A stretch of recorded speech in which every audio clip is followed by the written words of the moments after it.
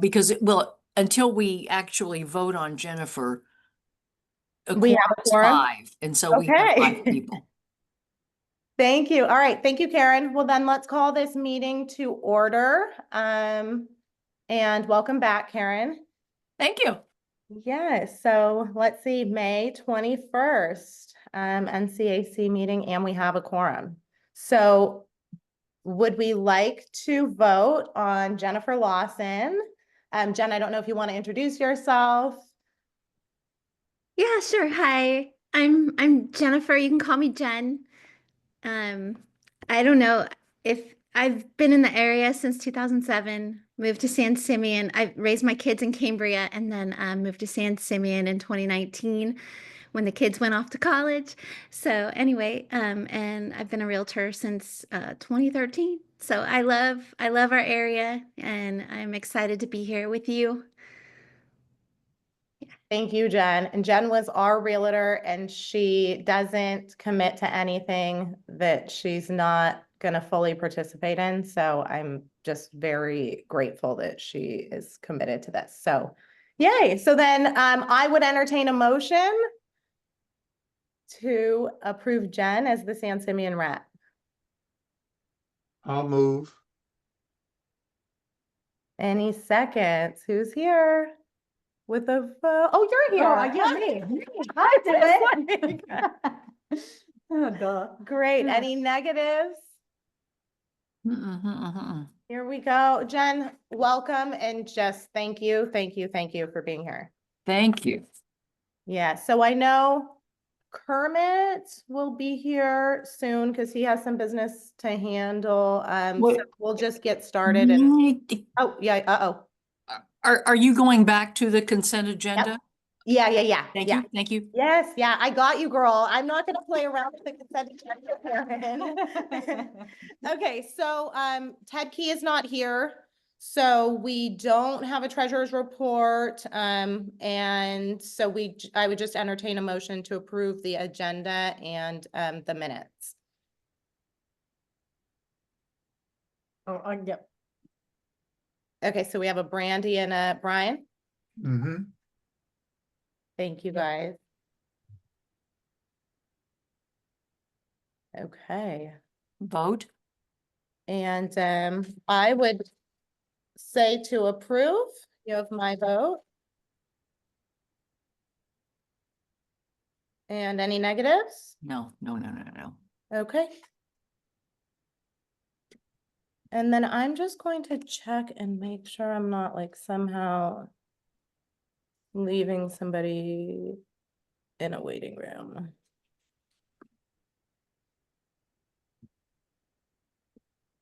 Okay, we're good. So let's move on. Public comment. Do we have any public comment right now? Let's see. I don't see any hands up. Okay. So then we can move on. I don't see the sheriff here. Let me see if I'm missing it. No. Okay. But the sheriff's report is linked on the website and was linked in the agenda. So if anybody is interested in that or those stats, you can feel free to go there.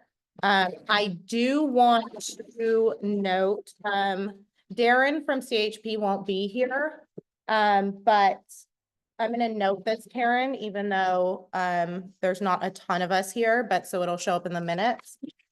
He has an update on the big rigs that have been traveling Main Street, and Cecilia was correct, they are going to the quarry up Santa Rosa Creek.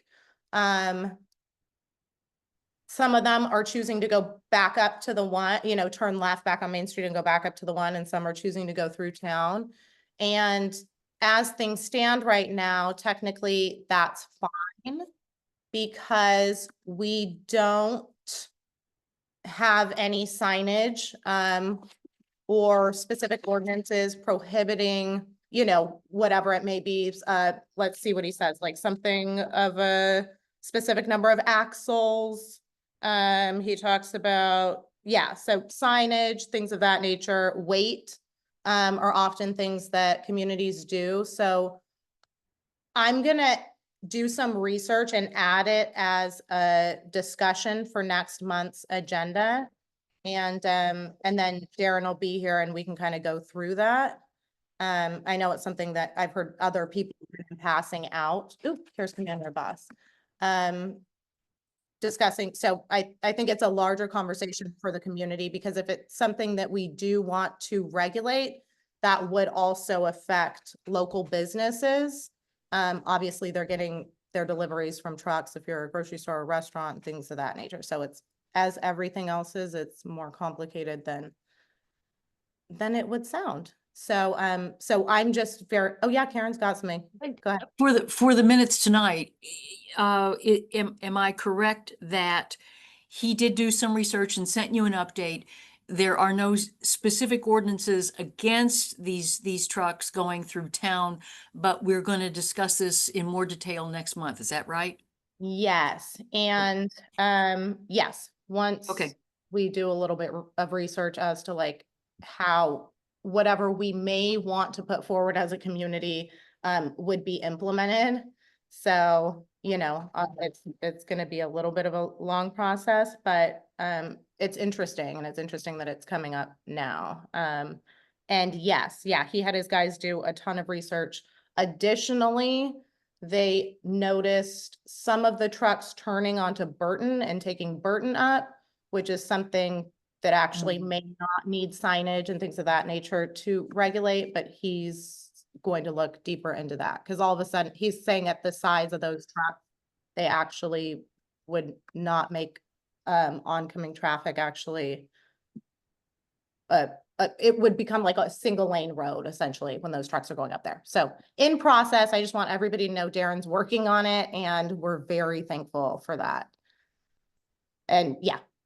All right. So I saw Commander Abbas is here. Do you want to go ahead and give us your report? Yep, no problem. Thank you for having me. Let me pull up my notes here real quick. Thank you for being here.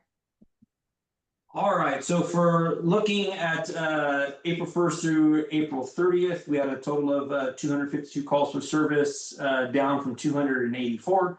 Of note were 22 preventive patrol activities, 20 disturbances, 7 suspicious circumstances calls. What I wanted to highlight today is an ordinance that was heard, or an ordinance update that was heard by and approved by the Board of Supervisors yesterday. And what this relates to is our ramping up of our efforts for staffing for the 4th of July that's going to be coming up. As we all know or may not know, 4th of July is going to be on a Friday. So we are beginning our operations planning for the 4th of July, including an augmented patrol, what we call an all hands on deck staffing. So essentially everybody assigned to the Sheriff's Coast Station will be working that day.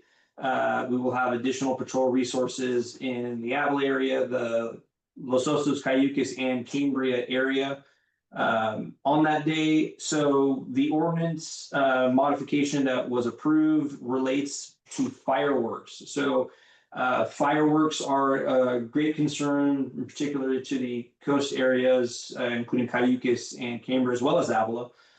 So some of the noteworthy additions to the county ordinance with regards to fireworks, specifically Title 6, Section 6.32.0, moving forward from there, was the addition of additional responsible parties with regards to the illegal or the discharge of illegal fireworks. So the ordinance update included definitions for social hosts and potentially holding social hosts liable for violations of the fireworks code. So what that would look like would be properties that are discharging illegal fireworks. Rather than necessarily needing to identify a specific person, the property owner is identified through the APN or the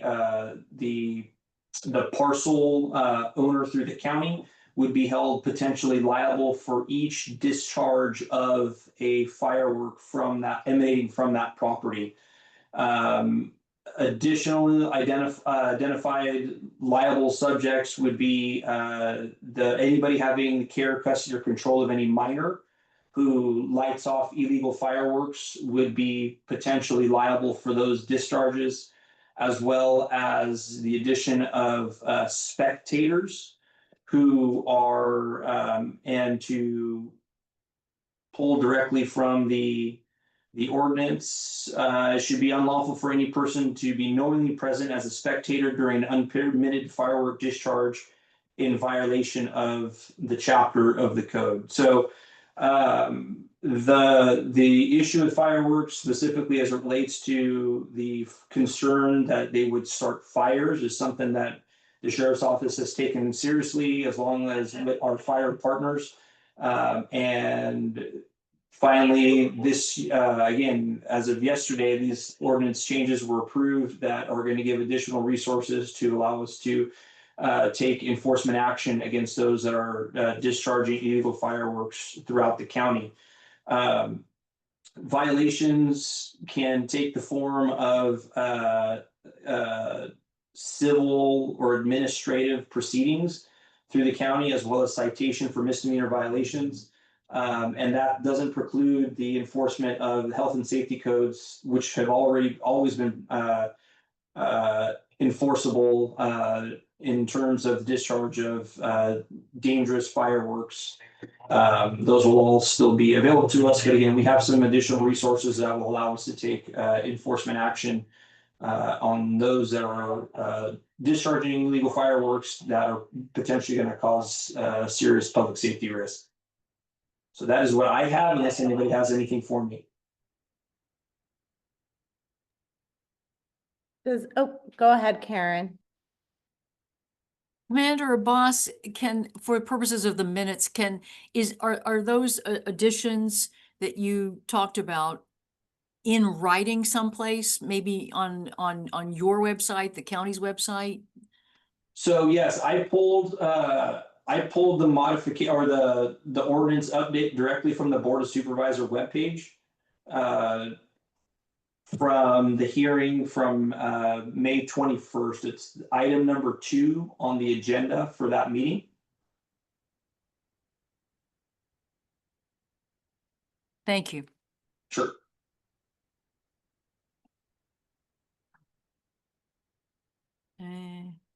Thank you, Commander Abbas. If you guys give me 1 second. Oh, okay, there's Brian. We're just having something weird happen with the waiting room. So let me just ask him. Hey, Brian.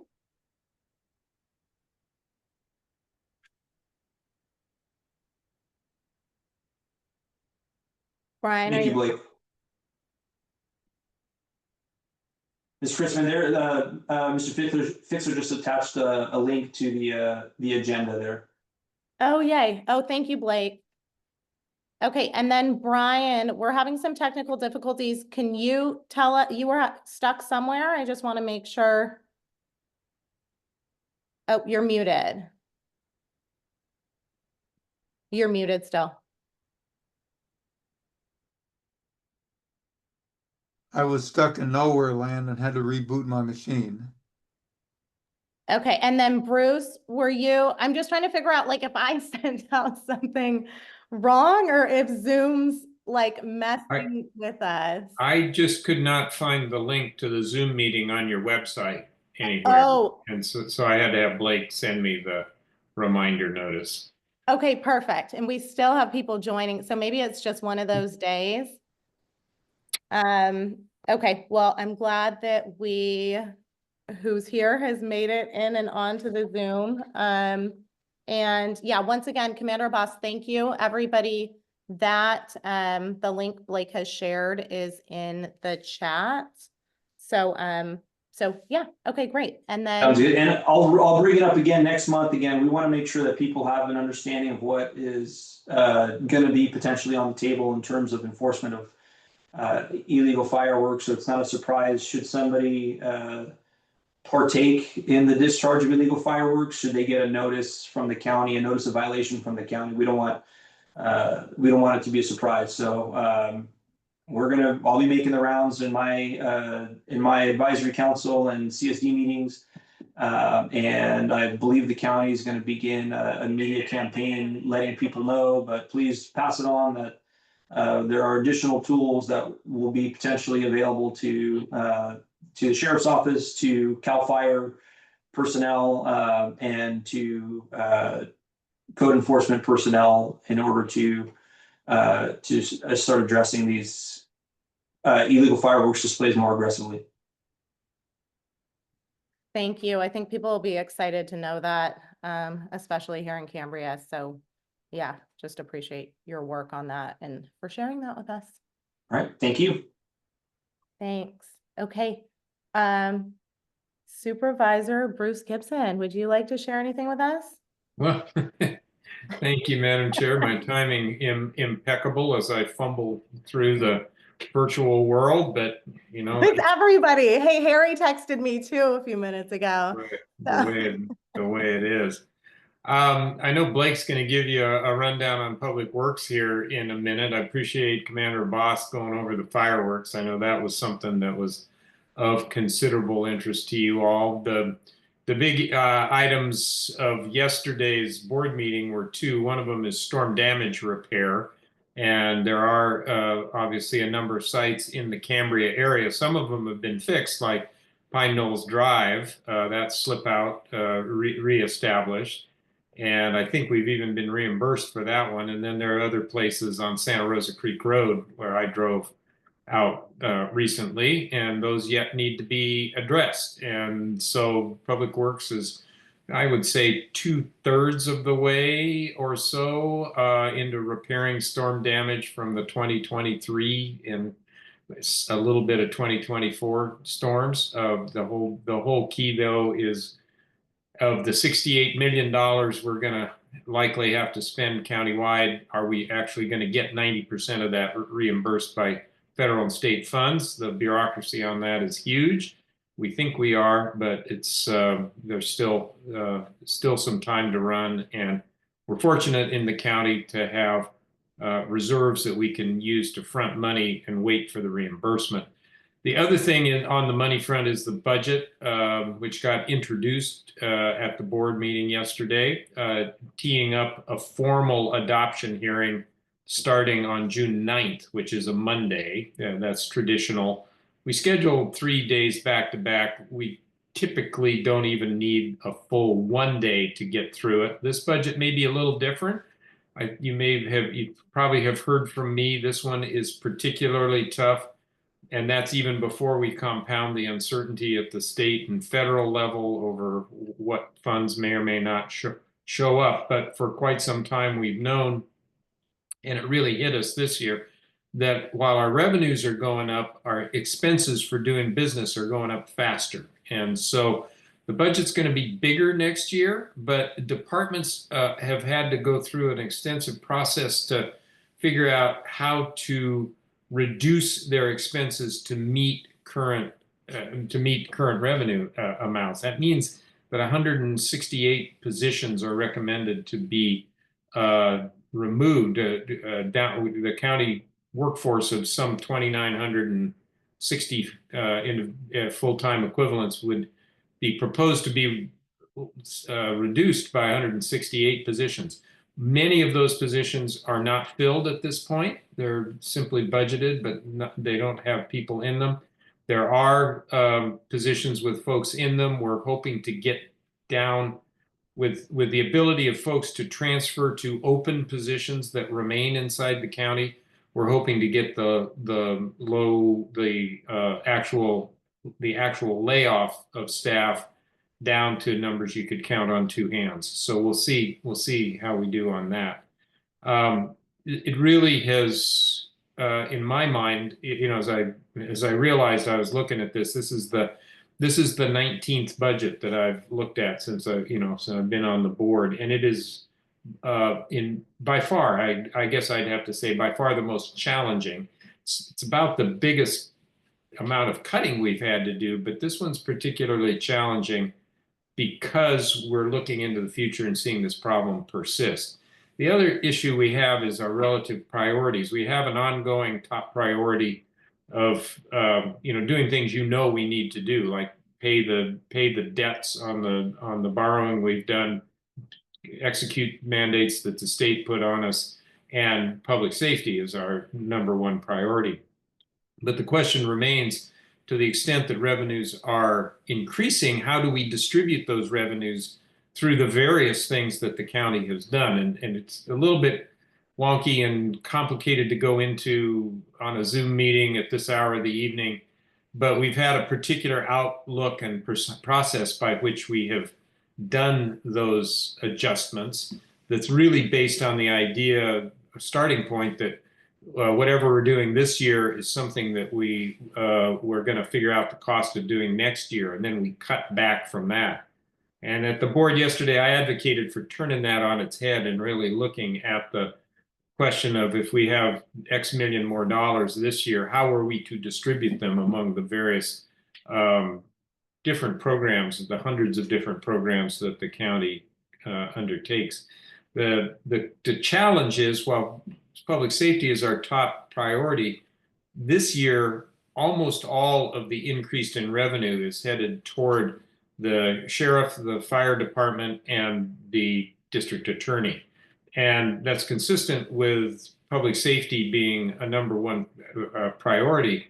But over the long term, as we fight with this, it threatens our ability to do other things like parks, libraries, enhanced health care, a number of things. So we're going to have an interesting conversation as we finalize this budget starting on June 9th, and then going forward to craft, before too long, later this year, we will start working on the budget for fiscal year 26-27. Again, our fiscal years start on July 1st, and we have to have a balanced budget approved by the end of June. So that's the news from the board of yesterday. Happy to take your questions, and happy to turn it over to my esteemed chief of staff at a point.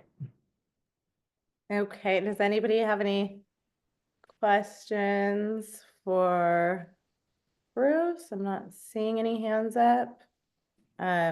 If I'm missing your hand, just shout out, because I think it's one of those tech days.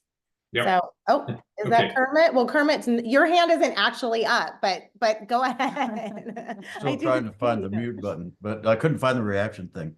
I was just going to ask Bruce, on the San Simeon Road, when would you might expect that they would get to that? I can't remember what year was funded. Was it funded in this year or next year? Santa Rosa Creek Road? Yes. I think construction not this summer, but next seems most likely. There are a couple of quite significant drop-offs that are going to need some serious engineering. So it's been stabilized. They did a lot of work to make sure that it was safe at the one lane. There are 2 or 3 different places where there's major slip outs out against the creek, but those are not simple fixes. So I know they're going to be having to be doing some design and having to be costing out some pretty good sized projects. Is it, when it gets that bad, is it just as easy to reroute and gain more land, or are they going to actually fill and cut and hold that bank? Sometimes yes, and sometimes no. So so that's really that's at the essence of the engineering. In Santa Rosa Creek Valley, you were pretty constrained between topography and the creek, and so most of it is establishing proper armoring to keep the creek from impinging on the road. Moving it inland has limited space to do that. So again, case by case basis, but that's what I've seen over the years that we've been doing this. Okay, thank you, Kermit. Is that, oh yeah, okay. But Bruce, can I ask kind of like a layman's Sure. question, just Sure. off the top of my head, hearing from what you shared? So what I'm learning about like special districts is like oftentimes if they don't have enough money to fund fire or something, then they kind of offload those services. I mean, I guess if I understood more about San Simeon, Mhm. maybe that would be a decent example. Does a county ever get to a place where costs are just too high and revenues not meeting that, that they then start to offload services, or no, that's not a thing? Is that, or not to be dramatic, I'm just curious, like. Well, it sort of depends on the services you're talking about. There are certain, we are basically a service provider. County is a political, a county in California is a political subdivision of the state of California. And we are mostly in business to provide services that the state mandates. Sometimes that's federal mandates coming through the state. We do other things, right? We run golf courses, we do libraries, we run our parks, but a huge, the vast majority of our budget is involved in health and human services, in administering the social safety net, administering the criminal justice system, running the jail, and and providing for public safety. That some of that is mandated. We're mandated to have a sheriff, but the question of how much we spend on the sheriff is up to the Board of Supervisors. That's in constant tension, of course. It turns out, interestingly, the county is not mandated to provide fire services. And so that's why you see a lot of small communities still have their own fire department. San Miguel has its own fire department. Santa Margarita has its own fire department. Until 6 or 7 years ago, Cayucas had its own fire department. But it becomes increasingly difficult to provide services. And there's a formal process by which a special district can say, we don't want to provide fire service anymore. The county doesn't have to pick up fire service, but we have a county fire operation, and it's the right thing to do. So if it's fire service, we'll pick up fire protection for a developed community. Where we end up cutting services is, well, how many library branches should we have? How many parks should we operate? And what should the condition of those parks be? Do we have enough staff to keep the grass trimmed perfectly? Is the trash picked up?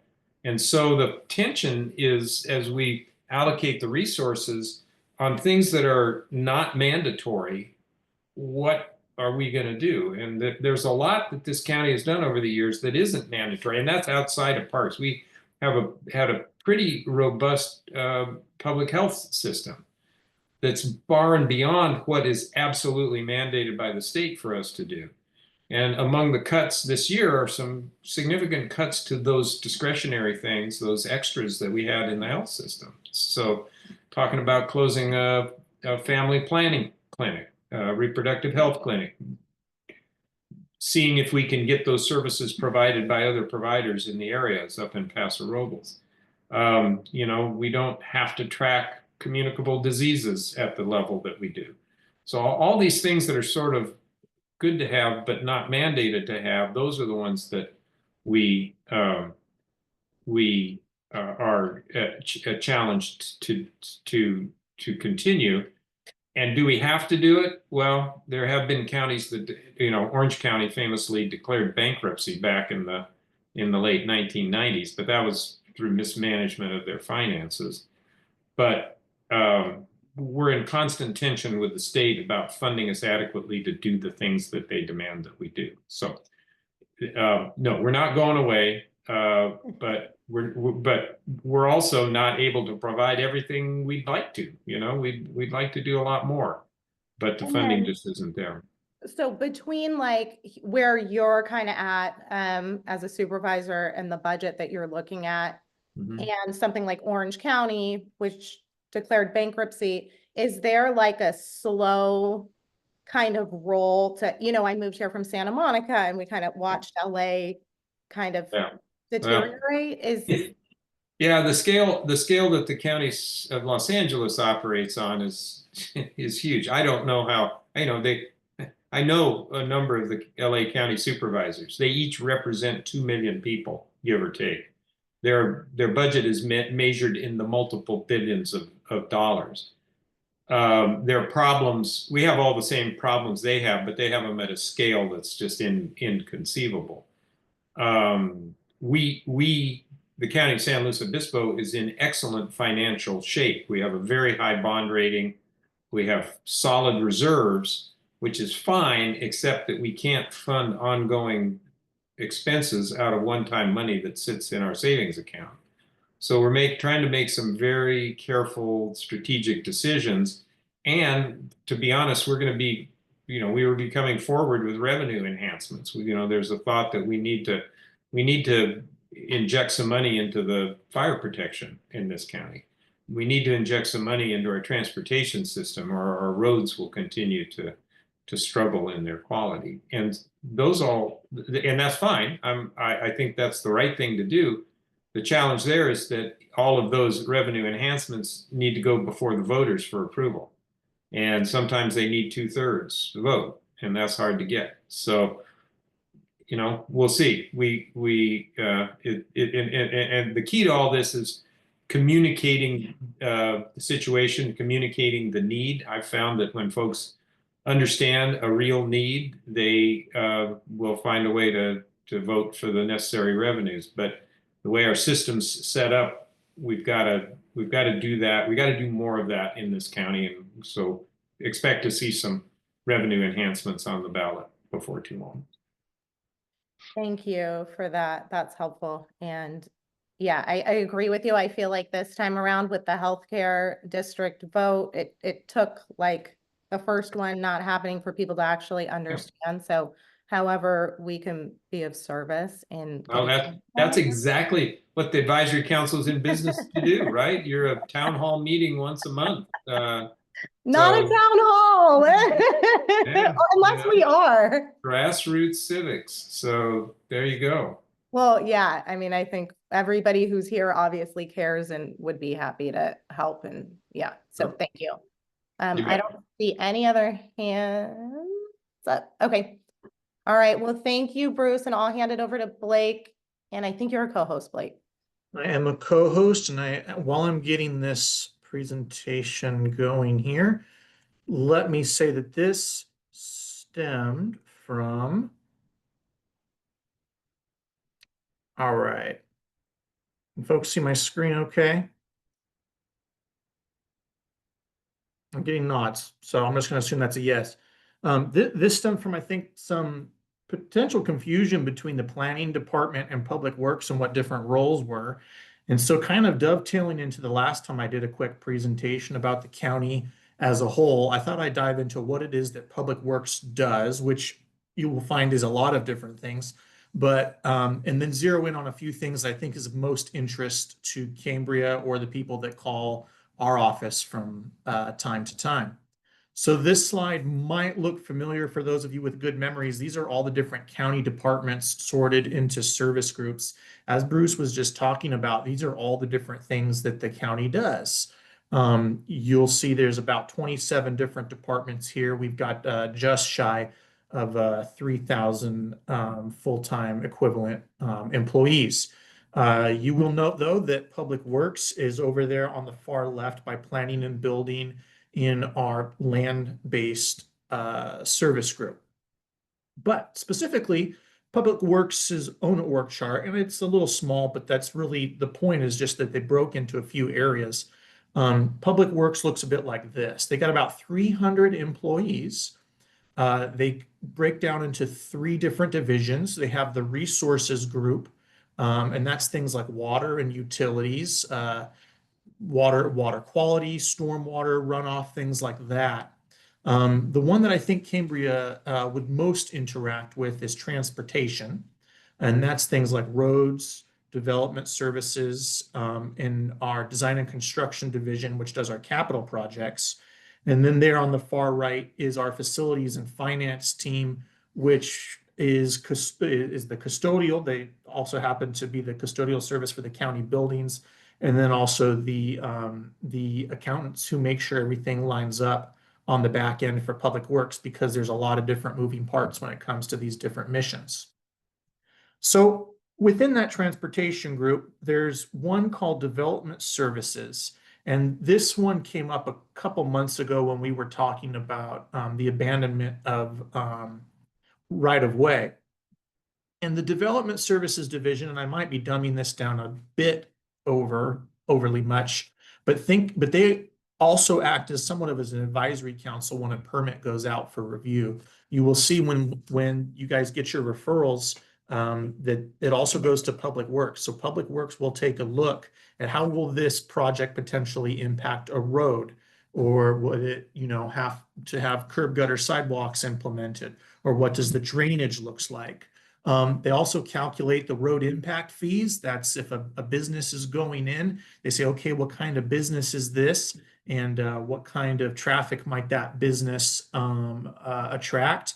And that is assigned a road impact fee to offset the impact of that business going in.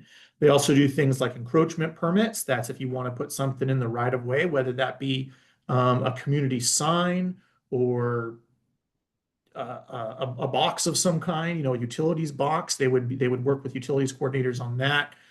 They also are in charge of permitting special events that take place in the roadway or the right of way. Think not so much the Cambria Farmers Market, but in some communities there are streets that then close down. Think of like the one in San Luis or maybe the one in Templeton that take place in the roadway itself, or closures for other reasons, maybe like a race or something like that that would close the road. But the one I think we get the most questions about is our transportation division, and specifically the ones that take care of and maintain the roads around the county. The transportation division, their main role that we interact with them is on pavement management, and I'll get to that a bit more in a second. But they also do the street sweeping. They do the speed studies and signage for speed limits and the different things that go on in regards to traffic control. And they're also going to be the first ones out there for storm response, getting trees out of the roadway or trying to get drainage ditches clear as they can. So they're very much the front line of storm response. So countywide in the unincorporated area, the county has about 1,350 miles of maintained road, about 1,100, which of that is paved, 44 unpaved, a couple of other statistics there. We also manage over 26,000 road signs. It's not an interactive map, but there on the map to the right is Cambria and all of the maintained roads we have. I don't know where everyone on this council or the public may live, but some of you might be familiar with not every road in Cambria is a county maintained road. So what does that mean if it's not county maintained? Roughly speaking, that is then up to the fronting properties to care for and maintain that road to whatever shape it is in. If it is a maintained road, the county will maintain it to a certain level of service. What does that level of service look like? Well, I'm glad you asked. We have something we call the Pavement Condition Index, or PCI. And through a manner of metrics, the county is able to look at a road's condition and grade it on a score of 0 to 100. With 100 obviously being the best and 0 basically being, uneven large rocks. And we aim for a pavement condition average countywide, remember, among all those miles of road, of about 65. So keeping it in the good category. And that comes with a certain cost, of course, and we get money from the state. We've talked about that at previous meetings.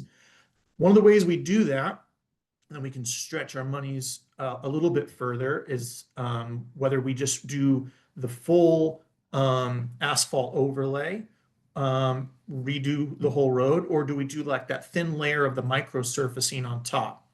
In the middle there, I just have a graphic that shows that we get about a mile for a little over $100,000 of micro surfacing, whereas that same mile would cost about $500,000 per mile. So you definitely get more bang for your buck as far as distance on micro surfacing, but asphalt is going to last longer. So we have to weigh when is it time to do each. And then that larger graphic to the right is a bit inscrutable, but that's kind of on purpose. And that's just to say that we do keep an idea and a rolling plan of what roads are due next for these different things.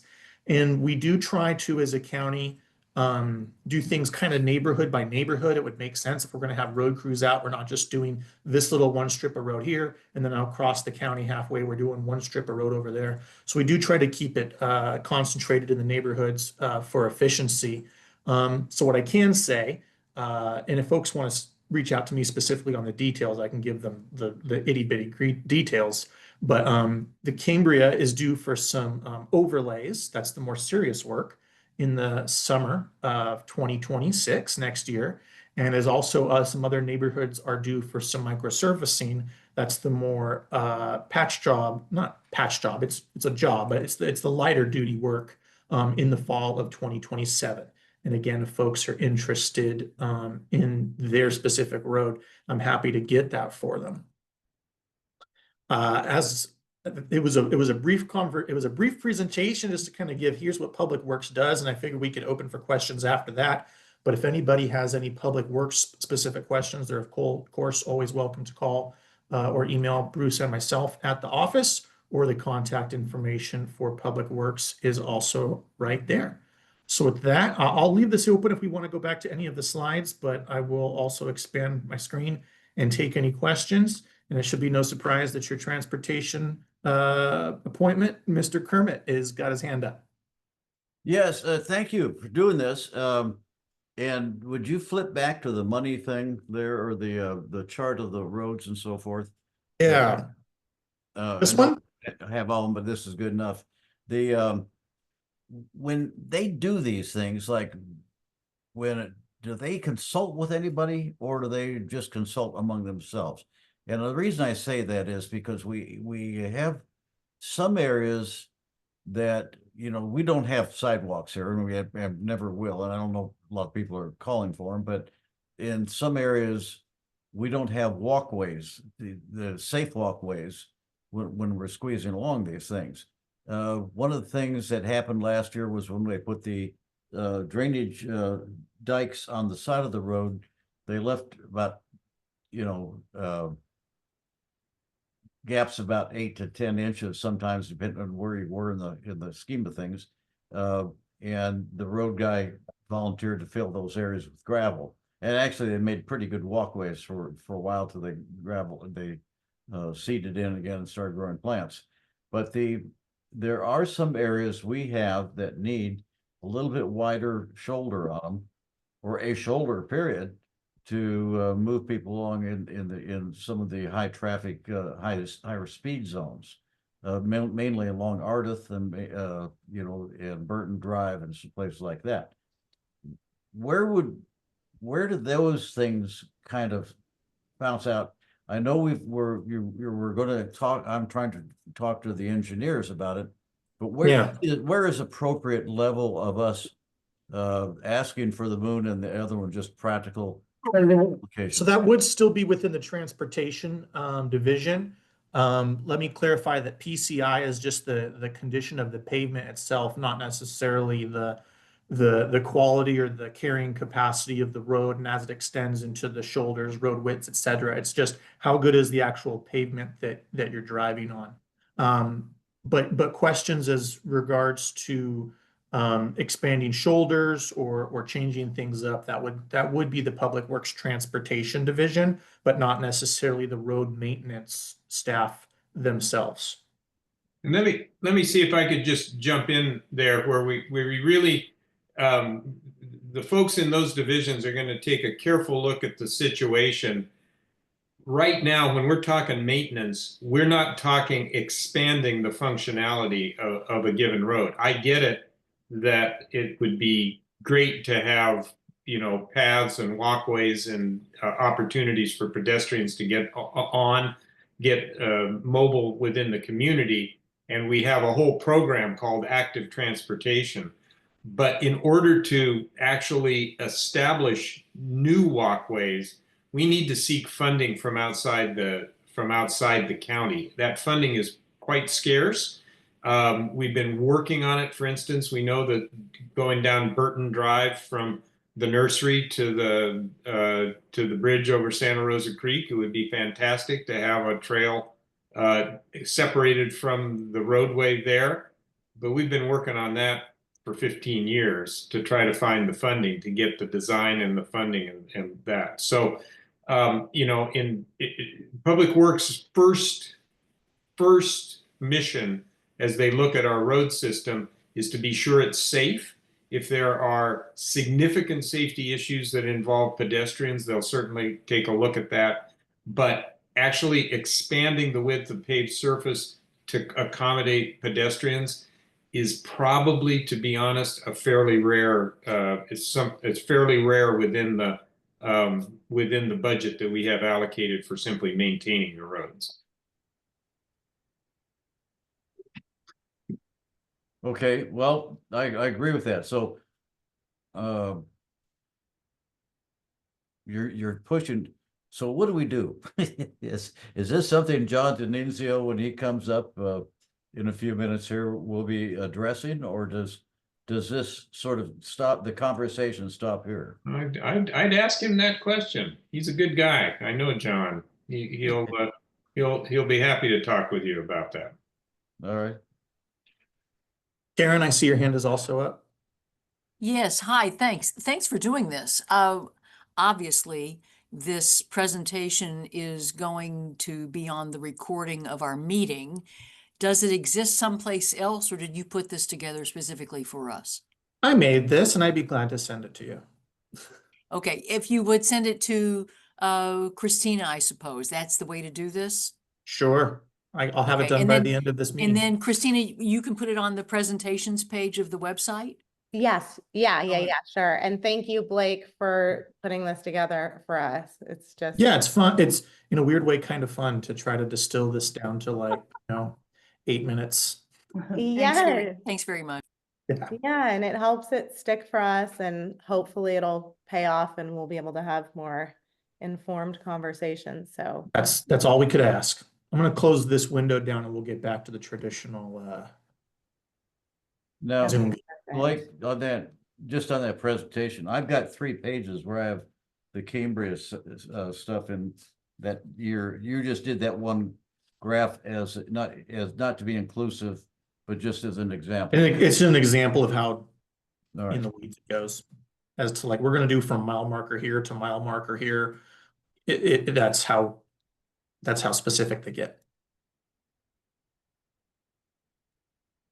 All right, thank you, Blake. And then I know you sent me that actual document with the specific roads in Cambria that are going to be done. So I'll also add that to our website. Did you get the most updated one? I think the updated one came out about a week after I sent you the old one. So let me make sure you have the most current one. All right, thank you. Yeah, you bet. And then if we don't have any other questions for Blake, then can we move on to John? All right. Okay, let Okay. me, let's see, John, you have a presentation or you're just going to talk us through something? Can I just jump in and make a short statement about John and introduce him? Sure, yeah, go for it.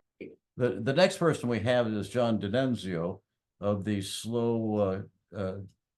SLOCOG Council. That's Council of Governments Traffic Safety Division. He'll cut it.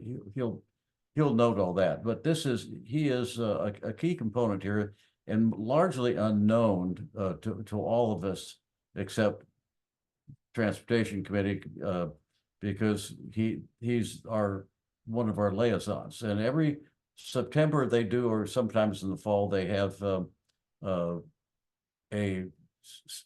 thing of meetings and so forth that just is 2 days, 2 nights, whatever, but explains in one night, even depending on how you do it. And that explains things. If anybody's further interested in traffic or anything like that, that would be a good meeting to go to. And it's held downtown. I'll let him talk about it, but John, go ahead. And he is important to us. Go ahead. Thank you very much for having me, Chair and Advisory Council. I'm John Dinunzio. I'm SLOCOG staff, the San Luis Obispo Council of Governments. I'm in the Programming and Project Delivery Division of our agency. It was great to see a rundown of the county and a Public Works Division from Blake and Supervisor Gibson. We work with Public Works and Caltrans and all the 7 cities on a daily basis, helping to develop various highway, streets, and roads projects, transit, rail, you name it. So and then here's Supervisor Gibson echo the first mission being road safety, and safety is as number 1, ties in nicely to the presentation tonight, where I want to present about our regional road safety action plan. I just have a quick question, a housekeeping question for the chair in terms of how your agenda is running tonight in terms of time, because I can do this slow, medium, or fast, or how would you like my pacing to go and sort of time frame? Blake set the bar at 8 minutes. Does that feel about right? Yeah, that's amazing. Yeah. I mean, if you can, but I'm just grateful that you're here and you're presenting this to us. So I don't want to skip over anything important. So do what you need to do. And thank you for being here. Okay. Thank you so much. Yeah. So I'll be talking through the Regional Road Safety Action Plan, and just to kind of put it into some context, is we're talking about the whole county. So it's the 7 cities, as well as all of the unincorporated communities, which are represented by councils like yourselves tonight. So part of our effort has been engaging each of those communities, and we've been at it for about 2.5 years thus far. Yeah, so not to turn to a sour note, but the topic that we are talking about is crashes. So this is out at 46 East near Cholam.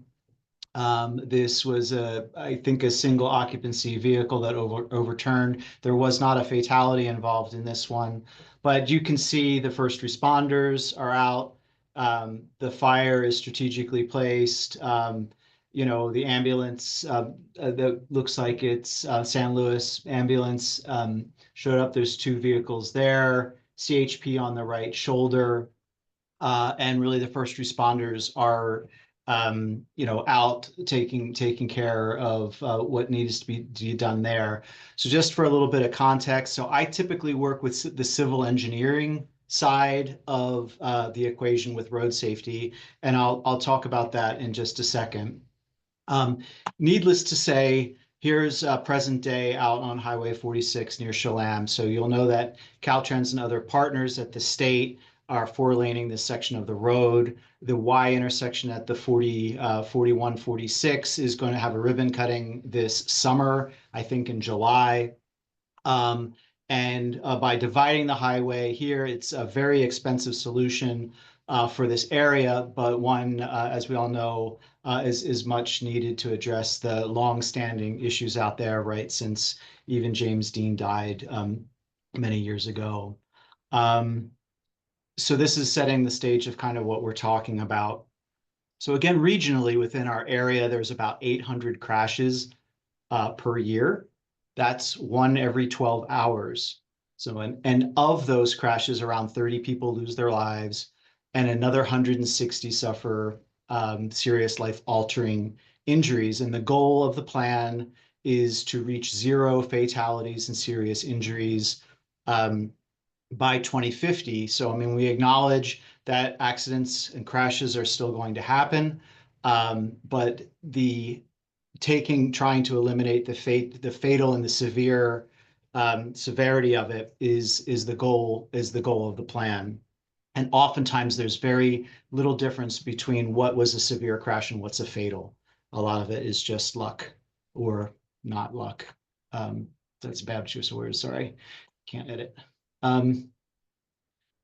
So looking at some of the trends over the past 3 years and broken out by mode, you can see the top line of the graph shows a curve with the vehicles, and then we've divided vulnerable road users, combining bikes and peds in sort of the orange, and then motorcycles.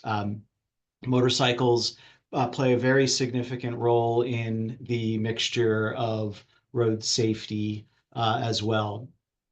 And Yeah, so each year we work with partners to aggregate the data together and present it out at the regional level. So in 2024, some of the primary causes were illegal turning, DUI, distracted driving, people leaving the road or roadway departures, and then speeding.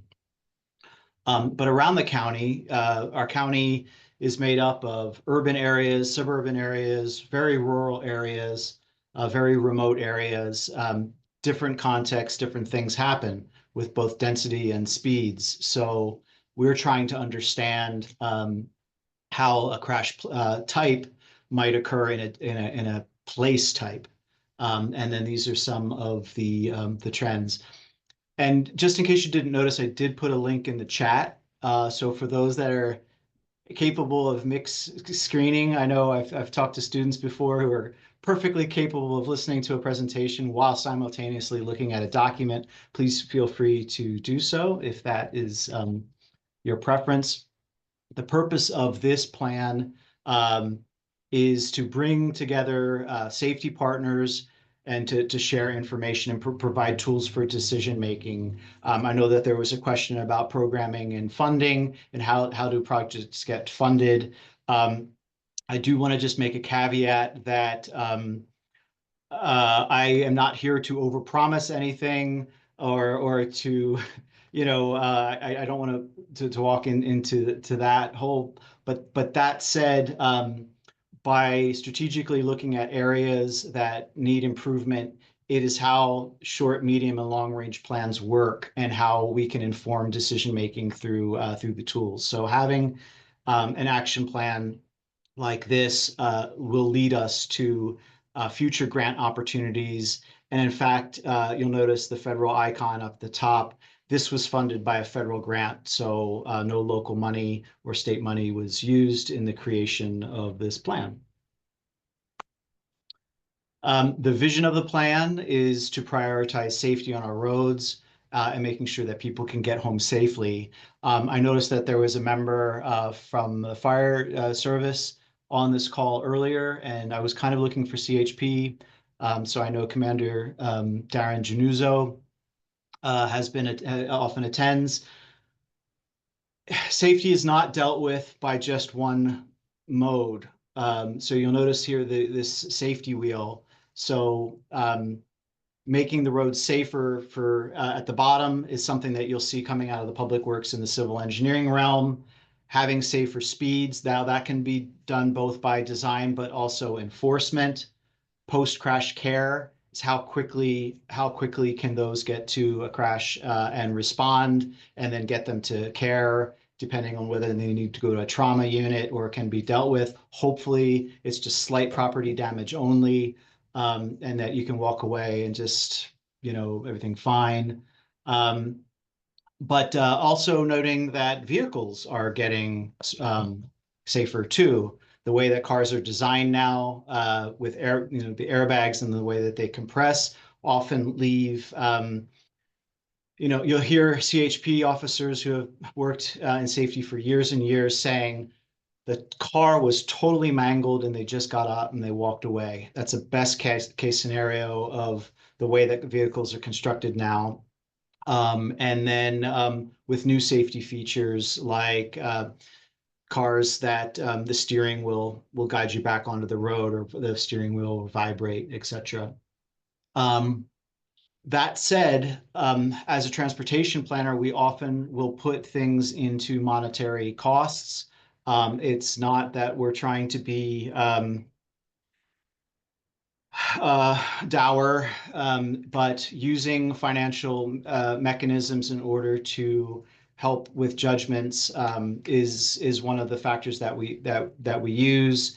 And so through this plan, we do know that approximately $300 million was lost to our region through our crashes. Now, I won't read or go into many of these action strategies in the plan, but I will just point out that there's something to emerge from the plan. There's been a couple tools. One is called the High Injury Network, and it's something that we'll be updating every 5 years from now. Many of the cities have this, and cities around around the country have something called a high injury network. It helps planners and CHP and others to identify where we need the most focus. And then I also have highlighted number 5. And this is something I'm going to sort of challenge SLOCOG board with and the county supervisors probably in October, something called a 30 by 30, which means, hey, let's try to reduce fatal and severe crashes 30% from 2023 levels by the year 2030.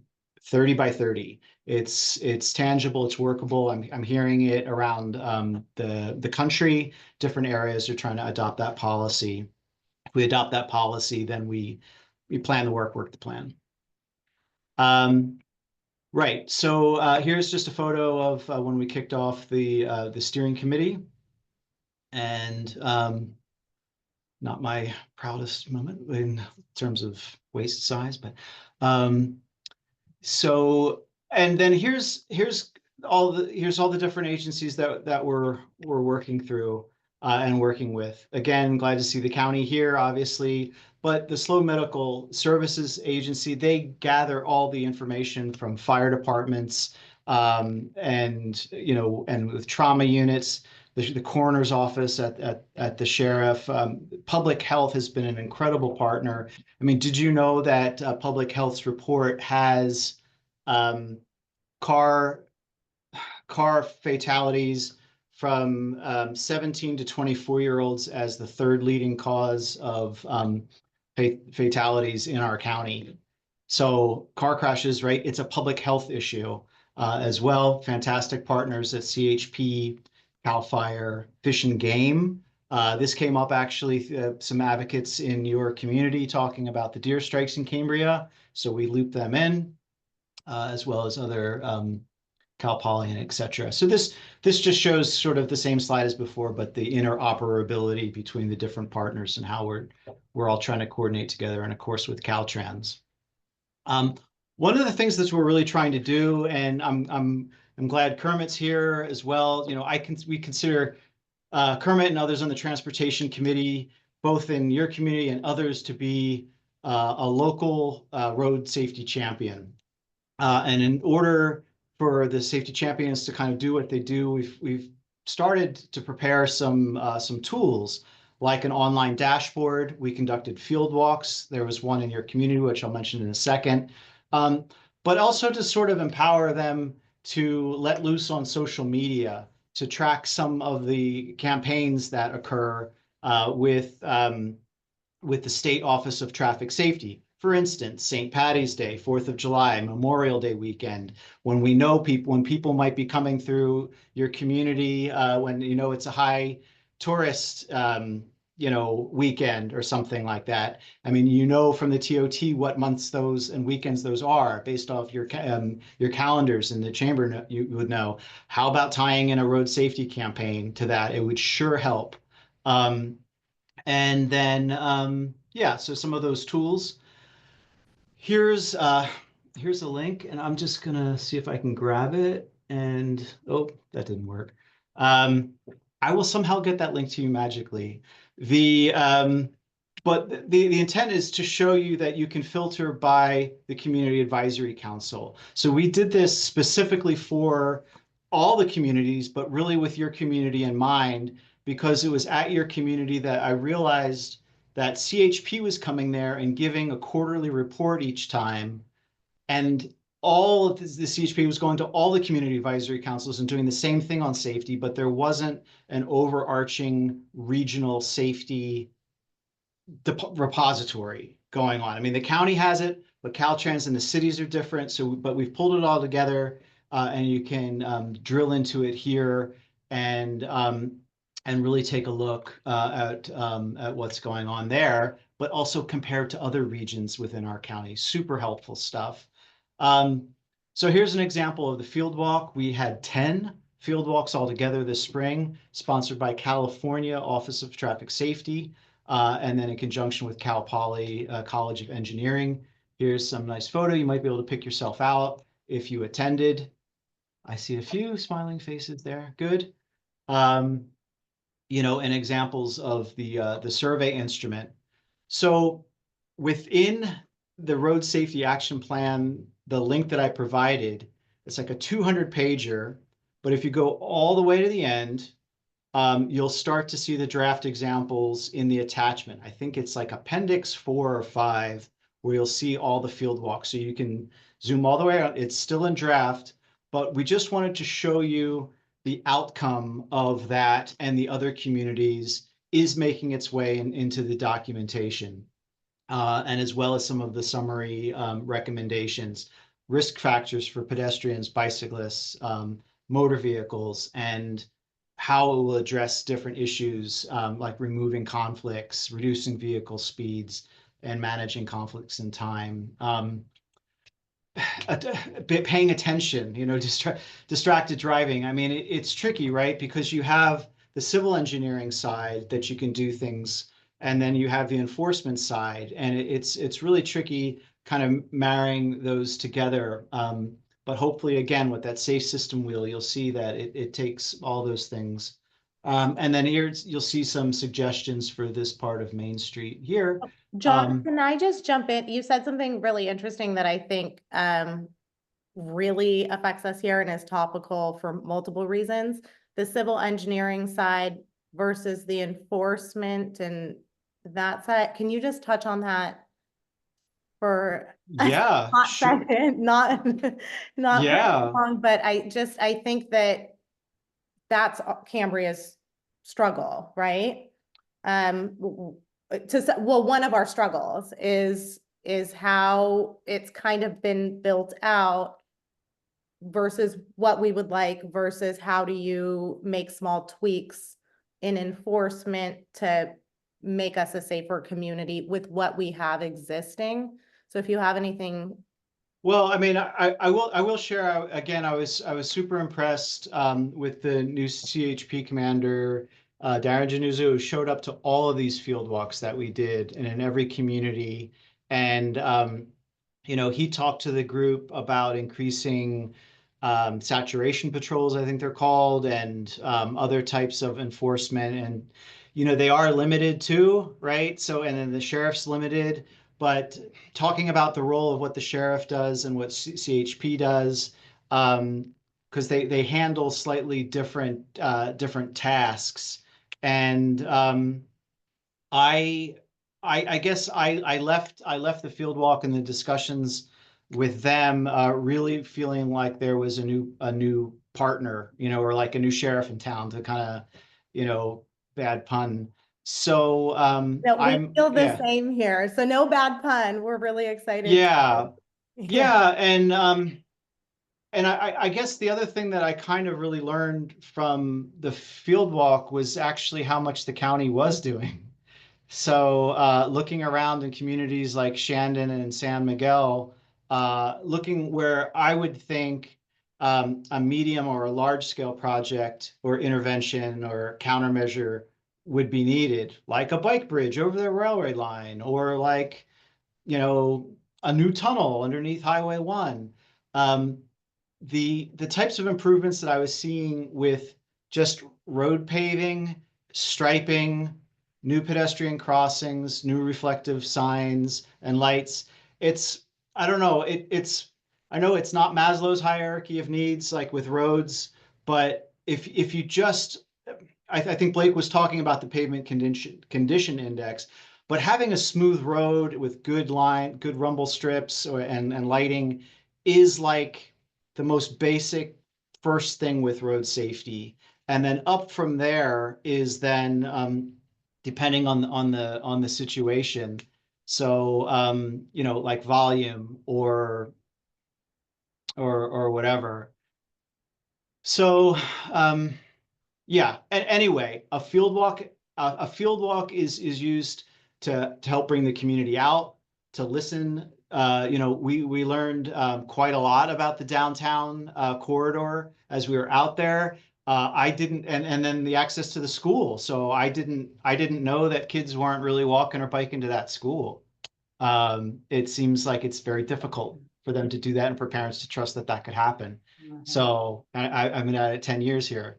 So that was kind of an eye opener. And then John, for you mentioned the field walk in Main Street.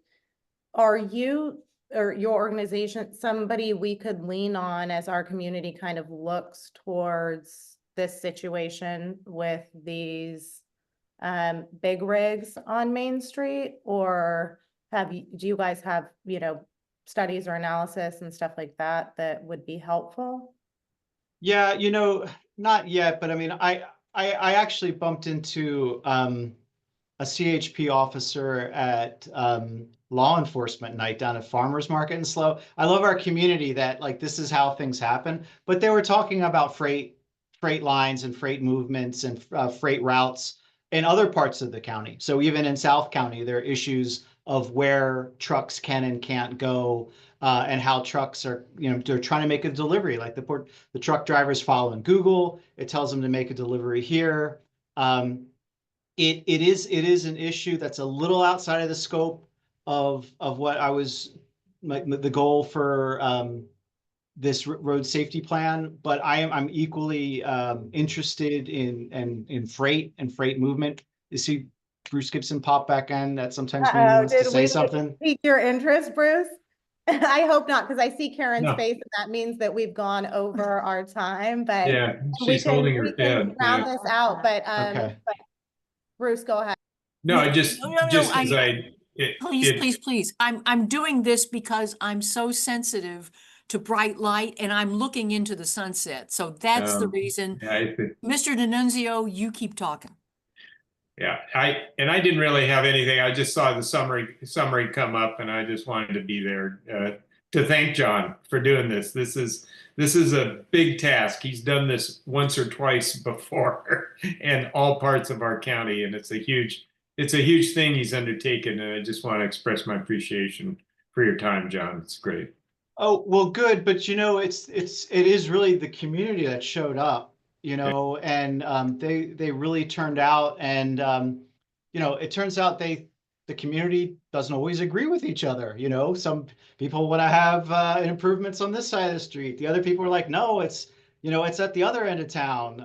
And so balancing all of the needs of that is kind of the art and the science of good regional planning and town planning and civil engineering and urban planning. So then, and field walks are just the very basic first step in that. And we're so lucky to have Cal Poly students out with us on that day, and good weather, and you know, and good field notes too for your community. And knowing that this is just a sample. So I know Kermit was like, hey, why are you looking there? You should be looking over here. And you know, he's right to say that, but there were some crash stats on this part of town. And it's kind of like a forester will just go out and you sample a tree, you know, one or two trees in order to get a sense of the broader community. So it was a good place to start. There's still a lot more work in Cambria to go. You know, here are some of the other, you know, other communities that we've got out to and are continuing to follow up. We are focusing in on these. I know there's 3, but there's 4 emphasis areas as a region. It sounds simple, but to get there, reducing speed, impaired distracted driving, vulnerable road users. So that's bike and ped. Our action plan wants to focus on these 4 things, given the percentages that they represent. And then from that, we went through a statistical process analysis and are coming up with these 26 regional priority area locations. I don't know how great your screens are because it's awful small, but I just wanted to highlight that within these 26, that 2 of them are located in your community, one on Highway 1 for speed and pedestrian improvements in the downtown area were flagged through our analysis. And then what's next for the plan? We just want to validate some of those locations. And Supervisor Gibson will be coming to you on the 4th to approve the plan and to hopefully go take next steps with it, like submitting a Safe Streets for All grant later in June. but then also hosting what Kermit introduced me as being tied to the Slow Safe Streets Forum. So on September 25th, it's open to the public. It will be at the SLO's Vets Hall, and the theme will be impaired driving in rural areas. So there's some fascinating new guidelines out, and we're trying to bring partners together and experts that are here locally and around the state to come and to speak. And there'll be posters set up from each community. It's a really neat event, but it's a very, very difficult topic. I mean, everybody handles grief in a very personal way. Not all road crashes end with a fatality, but they all often involve trauma. And again, even though we talked a lot about safety data today and in the presentation, I just do want to appreciate that this is an issue that honestly, COVID happened, and it was just horrible what's happened to our population. But road safety, it's one of those things that's in the background. Like, we all know it happens, and there's kind of a numbness that happens with road safety. Oh, it's just taken for granted. Oh, the 46 East, geez, yeah, that's a bad road. I won't take that I won't drive that at night, or won't come home from Fresno that way. I mean, we make changes and adjustments to where and how we drive, and we shouldn't have to on our roads of any age too. So yeah, thanks for the time and the space with your group to share a presentation. Thank you, John, and thank you, Kermit, for coordinating this with John. Do we have any questions for John, or did I ask them all? Oh, Karen, go ahead. Of course, and once again, I'm just sensitive to bright light. It was a very, Kidding. and I'm looking into the sunset. I see on the chat that you put in a pretty lengthy URL. I'm hoping that I can direct people to the SLOCOG website for this presentation. And is it possible that it could be sent to Christina also so she can Yes, put it on our website? no problem. All right, thank you very much. Yeah, the lengthy URL goes to the action plan, so the actual document. There is a much shorter website that is about the whole kind of project, and I should have put that link in because the other one looks kind of weird. Well, what I can say on the minutes is if I can just direct people to the SLOCOG website, and then people know how to search for things, I think. Yeah, good. That second link would be my preferred landing because it's got our name and the plan and stuff like that. All right. Thank you. Thank you, John. Kermit, your hand's up. Yes, John, you helped us on when we've made the first applicant, trying to make contact with Caltrans, and we did get a meeting with them out and went out to the site at the bridge, and I'm talking about specifically the crossing of the East-West Ranch across Highway 1 at the Santa Rosa Creek, right before the bridge, and trying to get a walkway underneath the bridge and up for that. And they came out and looked at it and then disappeared. And how would we track?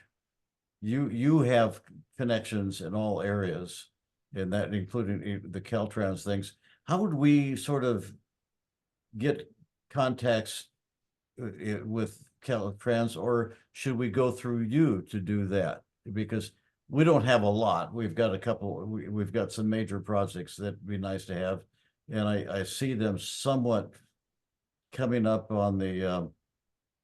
And Kermit and John, I know, Kermit, I want to acknowledge that's an amazing question. Can you guys connect on this? And then Kermit, you can let us know the best way to kind of move forward. I'm just getting nervous about time. Okay. So if that's something you guys can do. I'll talk to John later then. Thank you. Okay, Yeah, thank you so much. And I would just add quickly that we did submit a grant to Caltrans on behalf of your community. It's called the Highway 1 North Coast Resiliency and Safety Plan. So I remember seeing photos of the community being underwater during the floods and then with the other safety issues there. So we're waiting to hear back from Caltrans on that this summer. And I think that would be a good opportunity. Yes, and we wrote you a letter of support. So hopefully we do hear something good back. And thank you for being here. And thank you again, Kermit. And I don't mean to rush you guys along. I do want to get to David Pearson, because we ran really long last month. So, if everybody's good, we will move on to, Fire Safe Focus Group. Yeah, good morning, good evening, everybody. We had a really good Fire Safe Council meeting today. A couple of highlights for Cambria. A professor from Cal Poly, Mark Horney, went over a program that he's running with his students where they are doing drone overheads that will actually look at the vegetation underneath and will map it all. And the really nice part about it is they are able to tell how dry the vegetation is getting. So I talked to him afterwards and got his name and information. And the Fire Safe Focus Group will start talking to him about what it would cost for him to run his program over Cambria, say once every 2 weeks to a month during the fall, and see how bad our forest and our vegetation is drying out, so that we can maybe monitor the fire risk a lot better than we can. As you know, there's a lot of risk reduction that's talked about with Cambria because of the foggy weather that we have, and that everything stays so nice and moist. Well, we'd really like to see if that's really true, and prepare for it if it's not. So we're going to go ahead with that. The other thing that came up was that we're getting another helicopter up at Paso for firefighting, which is another air asset. There's a bunch already up there, and this is another helicopter, which is really good because we'll have more coverage. And last but not least, our Fire Safe Focus Group meeting will be a week from today at 3 o'clock in the Vets Hall. We will have a special presentation on the Ladris software, which is about evacuations.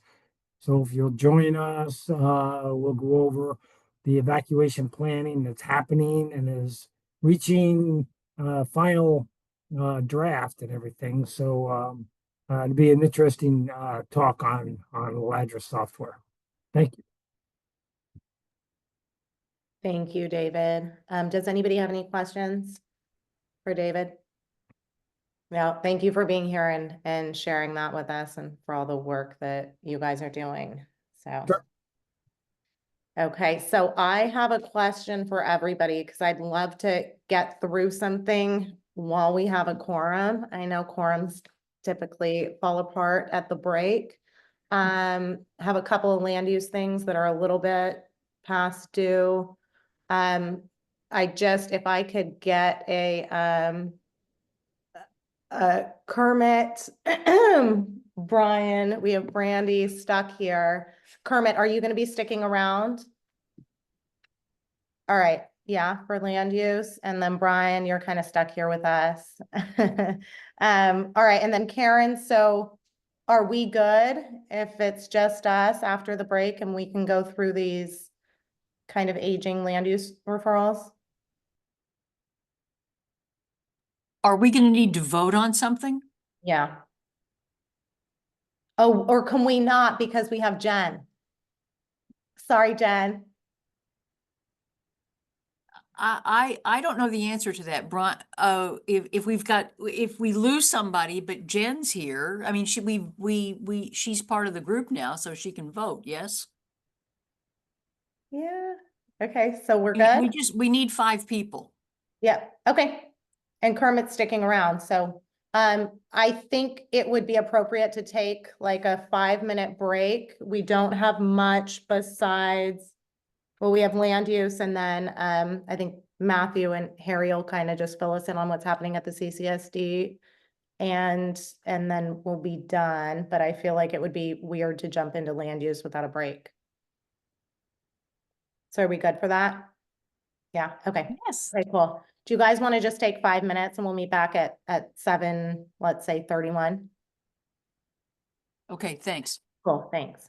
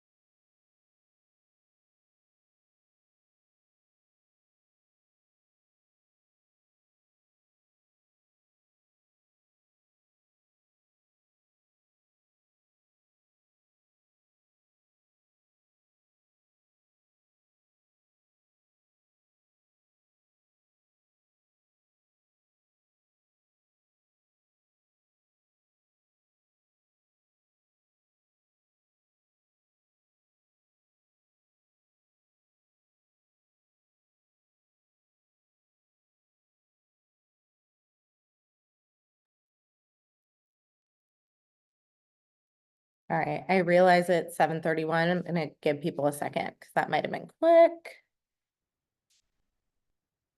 Okay. And I am going to, in the meantime, share my screen. And actually here. And then let me see if I can view this. As a, oh, I know what I'm gonna do. All right, give me 1 second.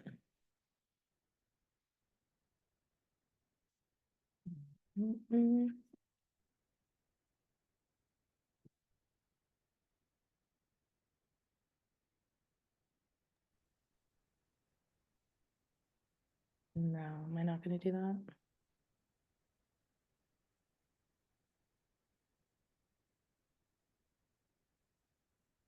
Well, I guess this will be fine. I'll just make it bigger. Okay, well, I wanted to share this in slideshow, but I can't figure out how to do it right now with while also keeping an eye on the Zoom. So, all right, here you guys go.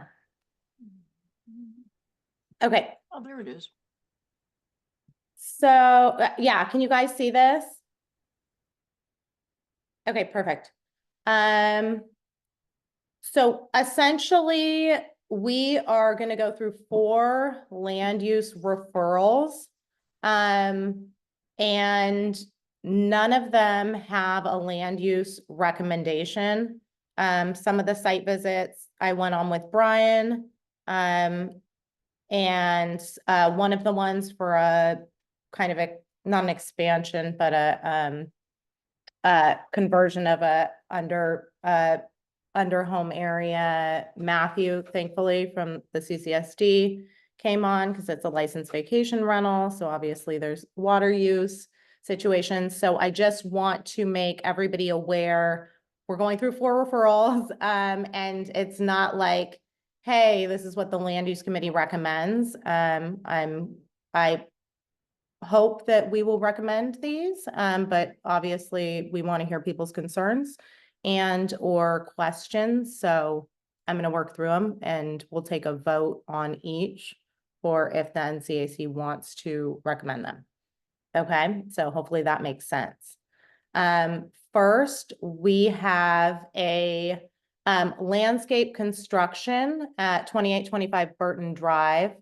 This is going to consist of covered shade structures, outdoor food prep, dining area, lounge, fire pit, sauna, hot tub, water fountain, retaining wall, bocce ball court, and no trees are up for removal. And yes, this sounds like an amazing place to be. So I'm going to show you the lot right here, the corner of Burton and Yorkshire.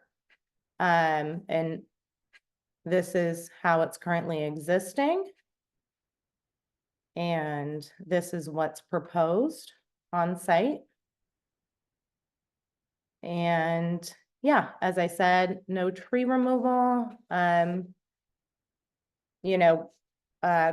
there's a 2,536 square foot single family residence, and it's a 0.45 acre lot. So I would entertain a motion on this. If I may just say something, I see that Sandra Michaels is in the meeting. She's actually one of the homeowners, and I would appreciate the opportunity for her to speak about her project if that's all right with everyone. Yeah, Sandra, did you want to say something about your project?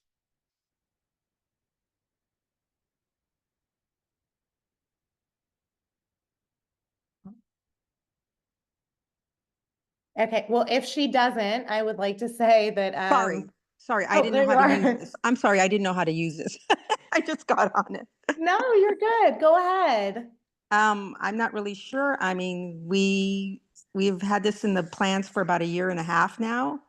And we just love this community, and we just want all our outdoor living to be outside. So instead of being inside all the time. So that's why we are proposing this for our use only and just to enjoy it while we're here. All right. Well, thank you, Sandra. It looks amazing and enjoyable. I personally don't have any problems with it. Let's see, Kermit's hand is raised. Go ahead, Kermit. You Just might be a comment is Sandra is the owner of the property. yes. Yes. Okay, how are you, you obviously are gonna have a few friends. It doesn't look like two of you are gonna be using this only. And I don't have an objection to it, but you've got the old age home right across the street. Is the bocce ball what do you do at a bocce ball? You just roll? I don't know where's an old age home. There's no old age homes by us. Yeah, Kermit, are you talking about this? This is their home and their lot. And this Right, it's across the street from from a old age home.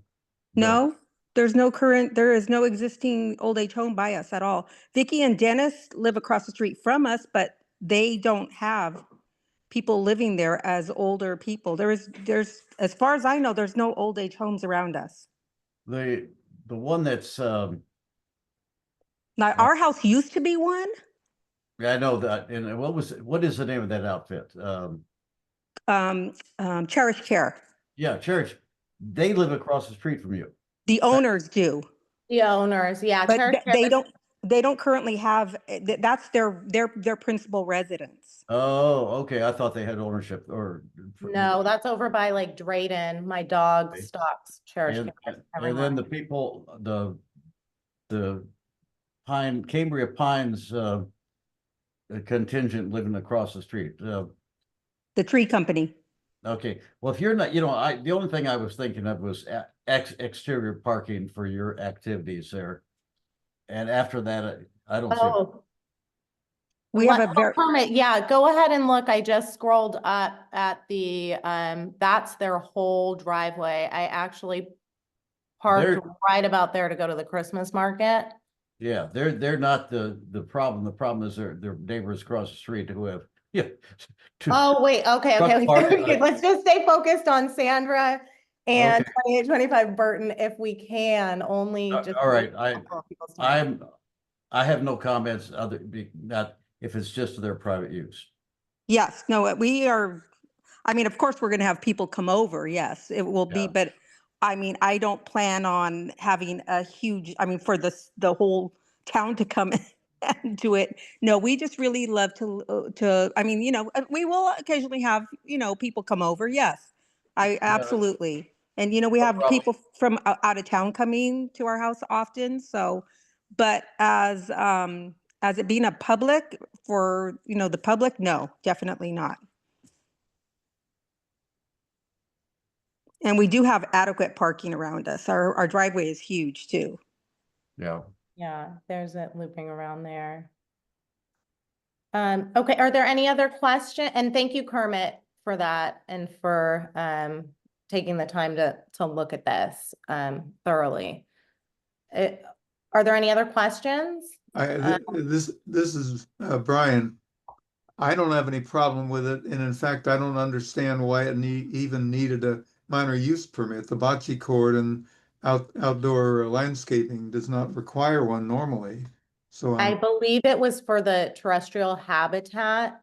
Although if Sandra wasn't on, I would say that this specific project has been required to do a lot of surveys and studies and things that seem, a bit over the top. So I would just love, I hope as part of the NCAC that we can kind of get to a place where we really help support these projects like this moving along quickly and staying focused on projects that might be a bit more complicated. So yeah, and they've done everything, and they've done archaeological, and they've done, I think your info hold just got lifted, Sandra, if I'm not correct. I don't know. Okay, well, Dane, if you want to chime in, they're good on their info hold? Yeah, I can actually confirm the info hold was lifted today. It's now an environmental review. So hopefully early next week, I'll drop the hearing materials and review them with my supervisor and pick an environmental determination for this project. I know Kermit mentioned parking concerns. I can confirm the existing single-family residence meets the Title 23 parking requirements. Same with the North Coast Area Plan. And no commercial use was proposed in the project description. It's not, in the ordinance that you can't have an awesome backyard. And then let's see, Brian, you mentioned that you were surprised this is a minor use permit. In a lot of I'm situations, surprised it even needed one. right, yeah, in a lot of situations, especially in Cambria, in the coastal appealable areas, so nearly in the entire town, because the entire town is mapped terrestrial habitat for pine trees. A plot plan is going to have to be processed as a minor use permit, which is the lowest level of discretionary permit appealable to the Coastal Commission. A lot of folks kind of run into that problem where, a project that would ordinarily be required a ministerial over-the-counter approval has to go, has to get a coastal development permit. And that's it. That's all I've got. Thank you, Dane. Okay, so if there are no other and Brian, do you feel, I know Brian and I are kind of, well, I feel like the NCAC in general is kind of working through just better understanding why certain projects require so much. And when it might be something landscaping, and then other projects, which is like a partial demolition and expansion, requires less. So we're kind of working through that internally. And hope to get a better idea of that, and help play whatever supportive role we can in kind of streamlining that process from a recommendation perspective. But at this moment for this project, I would entertain a motion. I will move to approve it. Second. What's that? Do we have a I second? will move to Oh, approve yeah. it. I approve. I second. Yay. Okay, I hear Kermit and Jen, and once again, I can't see everybody because I'm sharing my screen, so thank you guys. And then any negatives? Okay. Thank you. So for this project, and Karen, I know you're doing the minutes, the NCAC is recommending approval. And thank you, Sandra, for being here, and Dane for walking us through that. Thank you. Okay, so next we have a minor use permit for 1770 Hudson Avenue. You'll see that on my page here, it says the as-built structures. As built, I have learned, is what happens after something's already kind of been altered. And so in this case, you'll see that it's an existing 2-story single-family residence, an expansion of existing permeable entry deck. So that's the deck. This is on a slope. That's the deck that will take you into the home, as well as a deck located off the upper level dining room, solid deck located off the upper floor living room. So this is one of those homes in Cambria, as we all know, that just has a lot of decking. This person bought it. I believe they tried to do some things have already been done. But essentially now they're trying to get a permit to permit the work to be completed. So what you're seeing here, this is kind of a stairway to an upstairs deck. The entry is right here. There's decking that kind of takes you to the front door. And then these are the plans. So, this is one of those things that it's already been done. It's a little complicated. Before they bought the house, 4 trees were removed. I don't really know, what we can do about that in retrospect. They've hired an architect to make sure everything's to code. Do we hope, or do I hope personally, that we don't see stuff kind of as built and, retroactively trying to get permitting and stuff like that? Sure. But for the sake of us right now, I think for safety reasons, and probably like if you're a neighbor, you really just want this to get permitted. So that's my 2 cents. If anybody has any questions on this one. Well, I was involved in the site survey, and as you say, a lot of these are as built, but some of them, most of them, I think, were for safety reasons. For example, the deck was found to not be very safe, so he reinforced it. So some of the things are the guy that bought the house found out when he bought it that some of the things were not safe, so he had to repair. And that's the reason for the as-built stuff. Yeah, thank you, Brian. You don't like to see that necessarily, but what it is. Yeah, it's what it is. Yeah. So I think that there's obviously like a larger conversation to be had offline just about situations like this in general, but for the sake of this, we're really just trying to get, I would assume the property owner is really just trying to get this permitted to be safe and to keep it moving at this point. So if there are no other questions, I would recommend a motion on this one. Second, permit. Okay, well, I guess I shouldn't have first- done a I would, yeah, I would. Okay, first motion. not Do I have a recommendation. second? Yeah, I have seconded. Okay, Brandy seconded. Are there any negatives? All right, thank you, guys. And then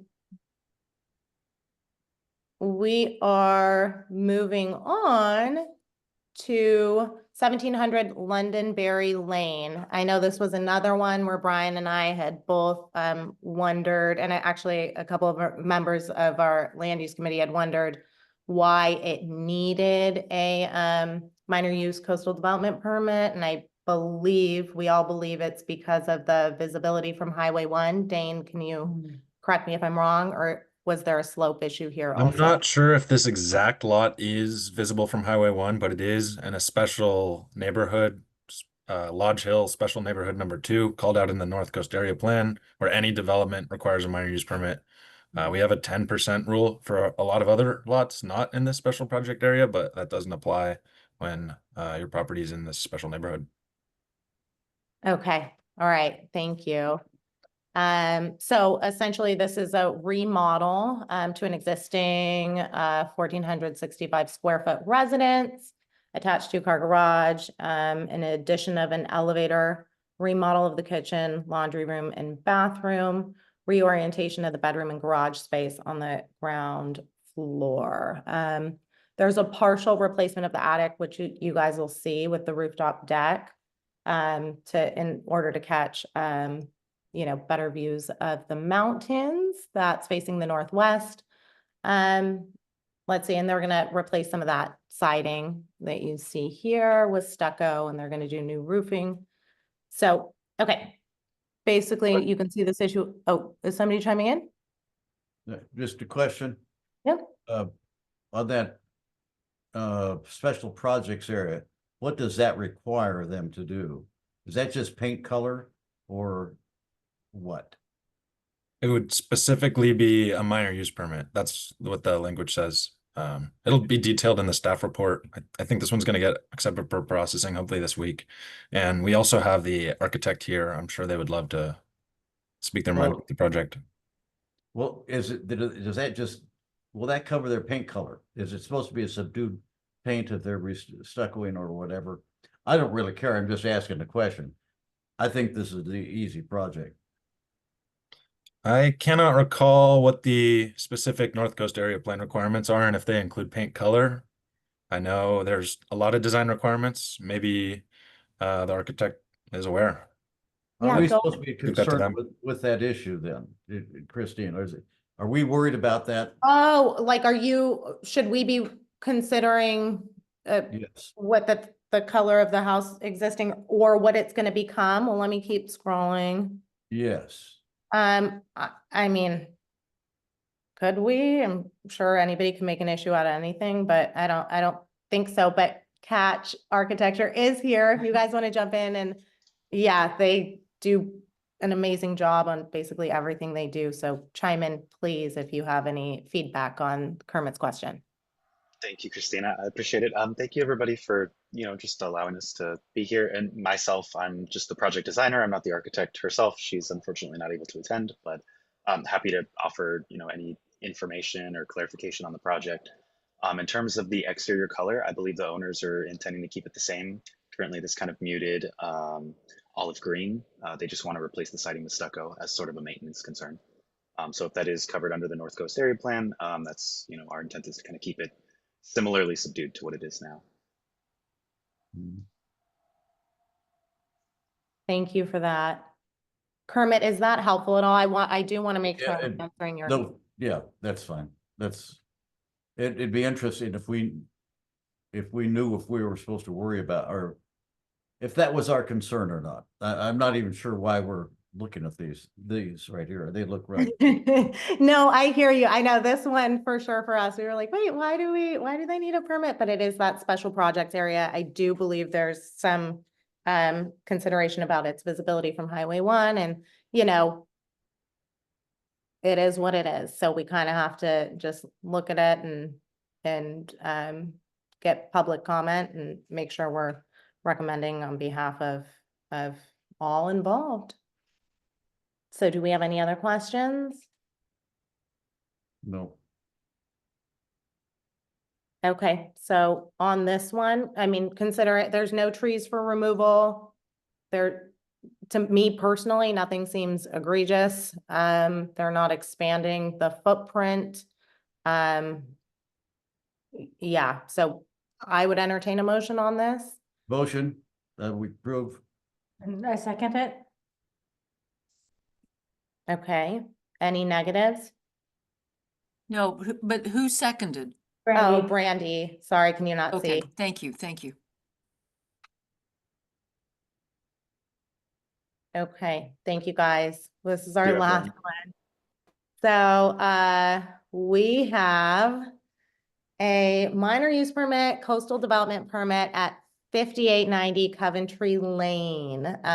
This is to convert an unconditioned underfloor area to a guest suite, which is 480 square feet. There are no proposed changes to the existing upper levels, no proposed changes to garage, driveway, grading, drainage, landscaping. The project will result in minor site disturbance. This is an existing 2-bedroom, 2-bathroom home that's 1,015 square feet on a 0.22 acre lot. There are no trees for removal. It is a licensed vacation rental, so I figured somebody may have some questions on that. My question is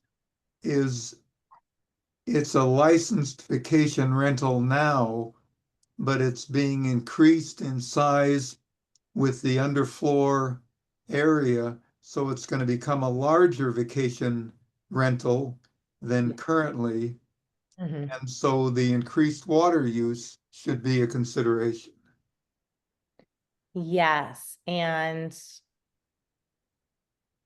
so as things kind of stand, as we all know, in dealing with other applications happening right now, there is nothing really precluding a licensed vacation rental from increasing in size within the same boundaries that a just regular residence is allowed to right now, based off of the Coastal Commission approvals. So I hear you on that, and I think that if there is a direction we want to go in as a community, and I'm not advocating for or against this, I hope everybody votes how they want to vote, but I think that this is interesting because this is maybe the second time since I've been on that this has kind of shown up for us.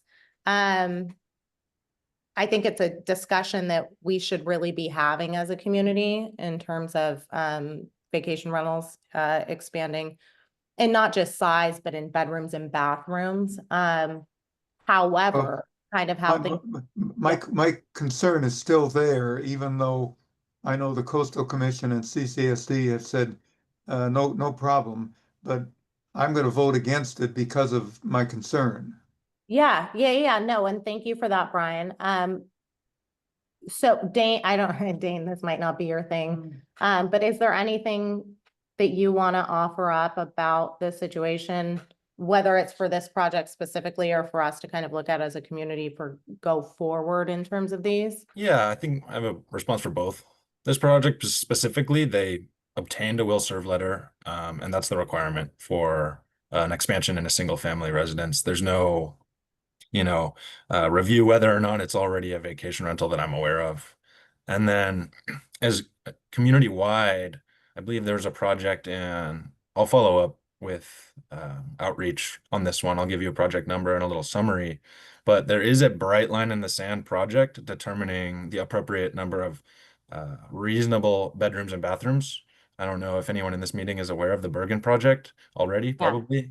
Yeah, but I think just Dane, really quick, I think the difference between that and people and this and people's perception or hesitation with these is the vacation rental versus not vacation rental. Essentially, are you operating a business or not? And if you are, concerns over water, but keep going and thank you. Yeah, so that Bergen project would, set the precedent for an amount of bathrooms in terms of water usage. And, I totally get there's some sentiment for and against rentals. So if that's how you want to vote, so be it. It's your council. My concern is not about for and against rentals. It's for and against increased water usage. I mean, that's what the Coastal Commission said 2 or 3 years ago when they said Cambria was in violation.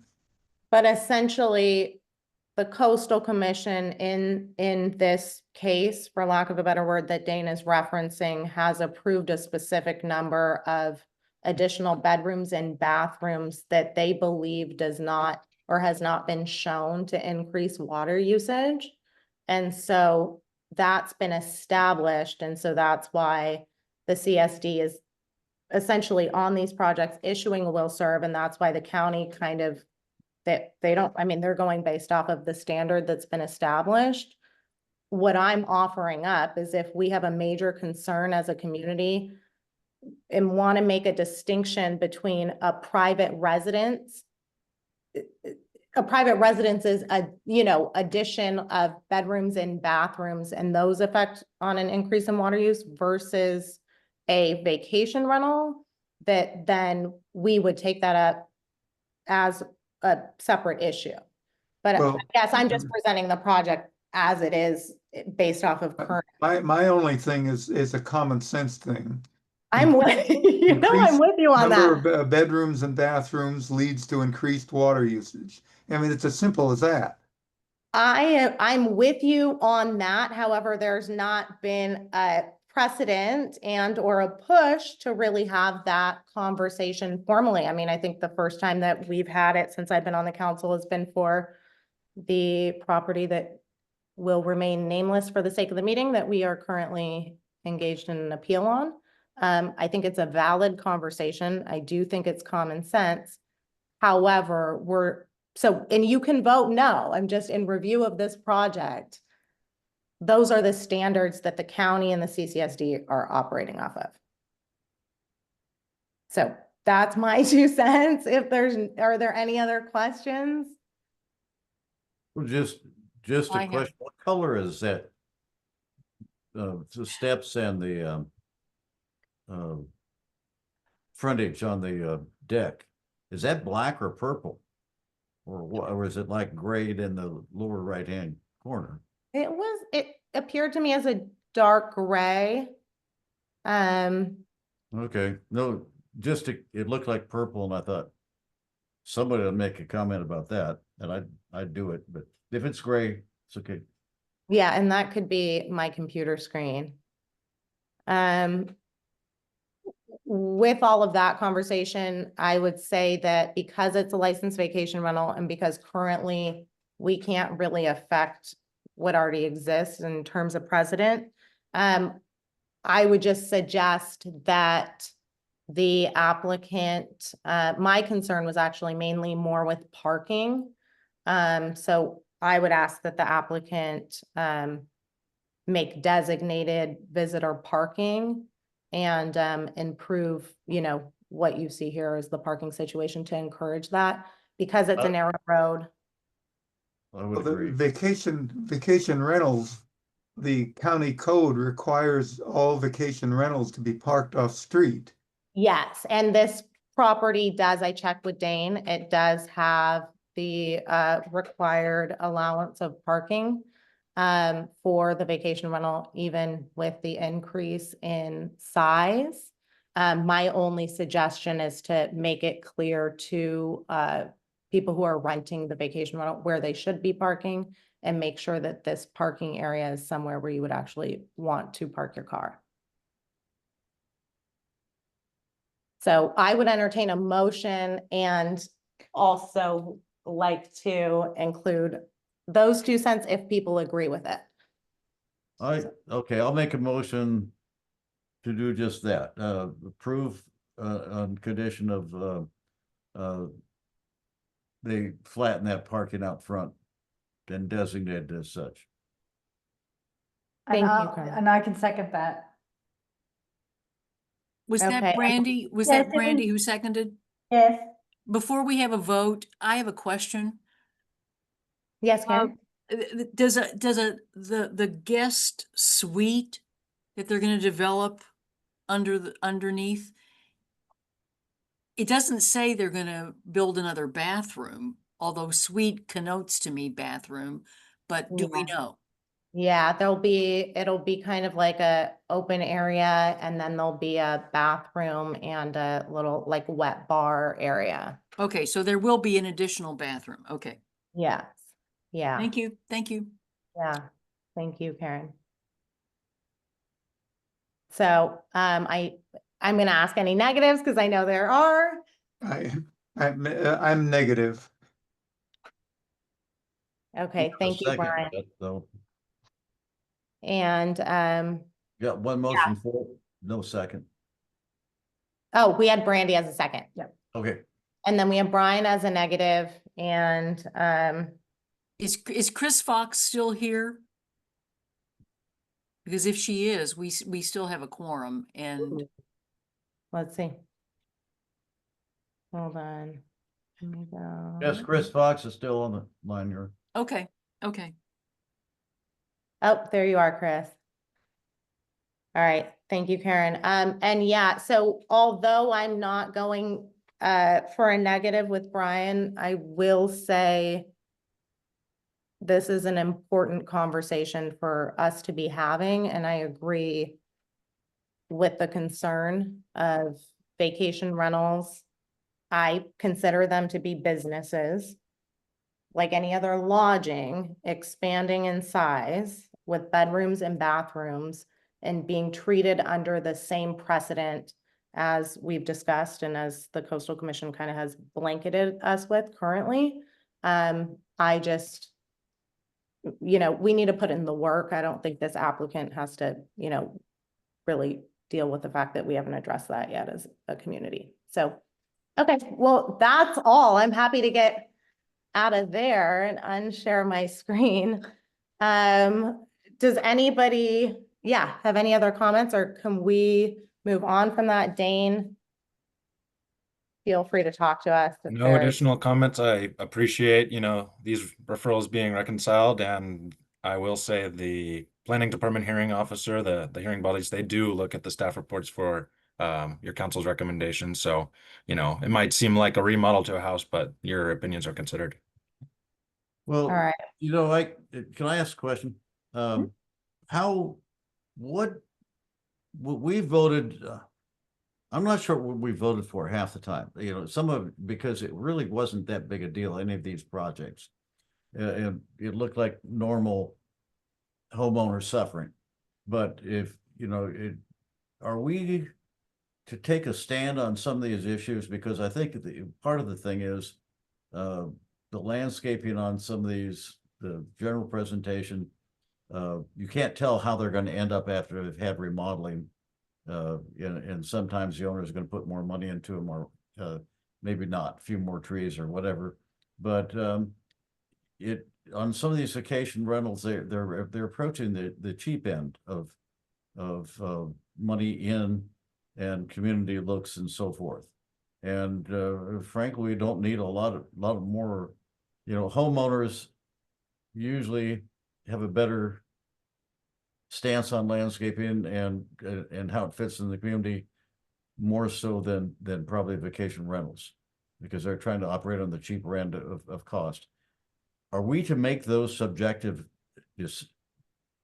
decisions or recommendations, like the parking for that's not, I'm not sure why we would reach out and grab one specific item, but I thought it was a reasonable thing. So where do we want to end up in the comments on these things? What are we chasing? Kermit, parking is part of the county code for vacation rentals. As our property managers, I think you're required to designate a property manager for each vacation rental, and you're supposed to designate on-site parking areas. That's part of the county code for vacation rentals. Well, he had 2 parking spaces on that driveway. We indicated the third area needed to be modification. And so is that within our jurisdiction, or we just? Yes, yeah. Well, I mean, I think we're just making a suggestion based off of the North Coast area plan, but I think that what you're bringing up is a valid concern. And Bruce, you're still on. I'm not sure how in depth you are with this, but I mean, you've had a lot of experience with a community that's, been dramatically altered by the vacation rental business. Is there any guidance that you would have for us as we kind of see this, increasing these, like somebody buys a property and then all of a sudden it's a licensed vacation rental, and then they want to do like a bunch of cheap stuff to maximize, like, I get it. It's business, it's allowable, it's whatever, but is there anything within reason that we can be doing as a community to make sure that that person's investing in it like a homeowner would? At least with our recommendations, at NCAC and things we can encourage other community members to be doing. If you're still here, by the way, I'm like talking to Bruce, like I know he's still paying attention. So chime in if you are. Otherwise, maybe it's a conversation that we can agendize.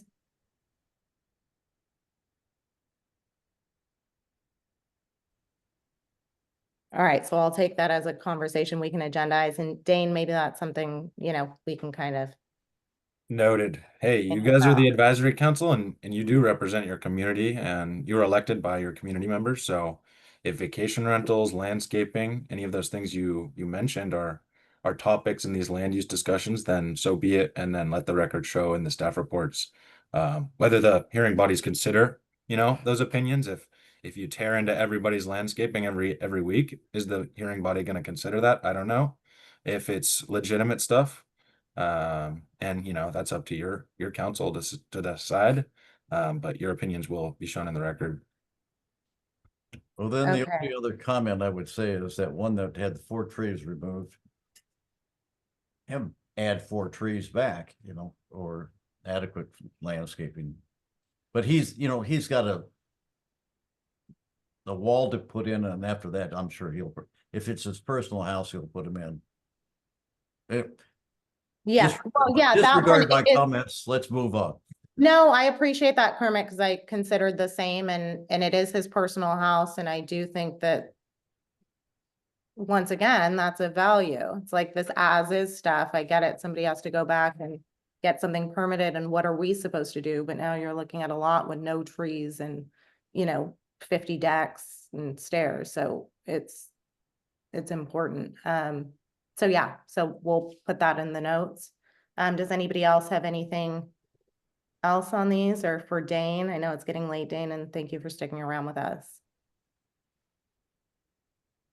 Okay, I don't see any hands. So thank you, Dane, for being here. I appreciate the opportunity. Yeah.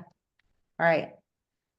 Okay, so we are going to officially move on, and that is going to be to the CCSD liaison report, and CCSD district staff. Harry, I don't know if you want to jump in. Harry is going to be our CCSD liaison, from here on out. And we also have, General Manager Matthew here. So if you guys want to get started, it would be appreciated. Let me just, since you mentioned my name first, let me just say that since this is my first meeting attending as the CCSD liaison, I didn't come prepared really to give you any kind of report. So my apologies for that, but I will next time. No, we're happy to have you here, Harry. So thank you for being with us. I can touch a base on a few things in Director Farmer Stay. As it applies to our last board meeting, we covered the third quarter budget report. We looked at an agenda item in terms of our PG&E fleet program and actually acquiring through a grant process some EV charger stations that'll be funded through the Air Pollution Control District. So we're shifting to some of our EV fleet as we move towards being a little more green in the district. And so that brings up a topic of not only our infrastructure that we've gotten these grants for, but we're also acquiring a electric tractor. And so that backhoe tractor for the district, we were able to secure a $290,000 voucher, which for the total cost of that tractor was $399,000. And so we're going to actually acquire a fully electrical tractor for the district for approximately about $109,000 compared to the value of it for about $400,000. So we're starting to upgrade our infrastructure, moving towards more green energy. We did a little bit of update for our strategic plan in terms of progress reports. And other than that, we will have a special meeting on the 28th of May for the budget adjustment to pay for the electric tractor. So that's kind of an update as far as like board activity or the last board meeting. For the general manager, report, I'll just update everybody in terms of we've started our CCSD open space lot weed abatement process. Thanks to the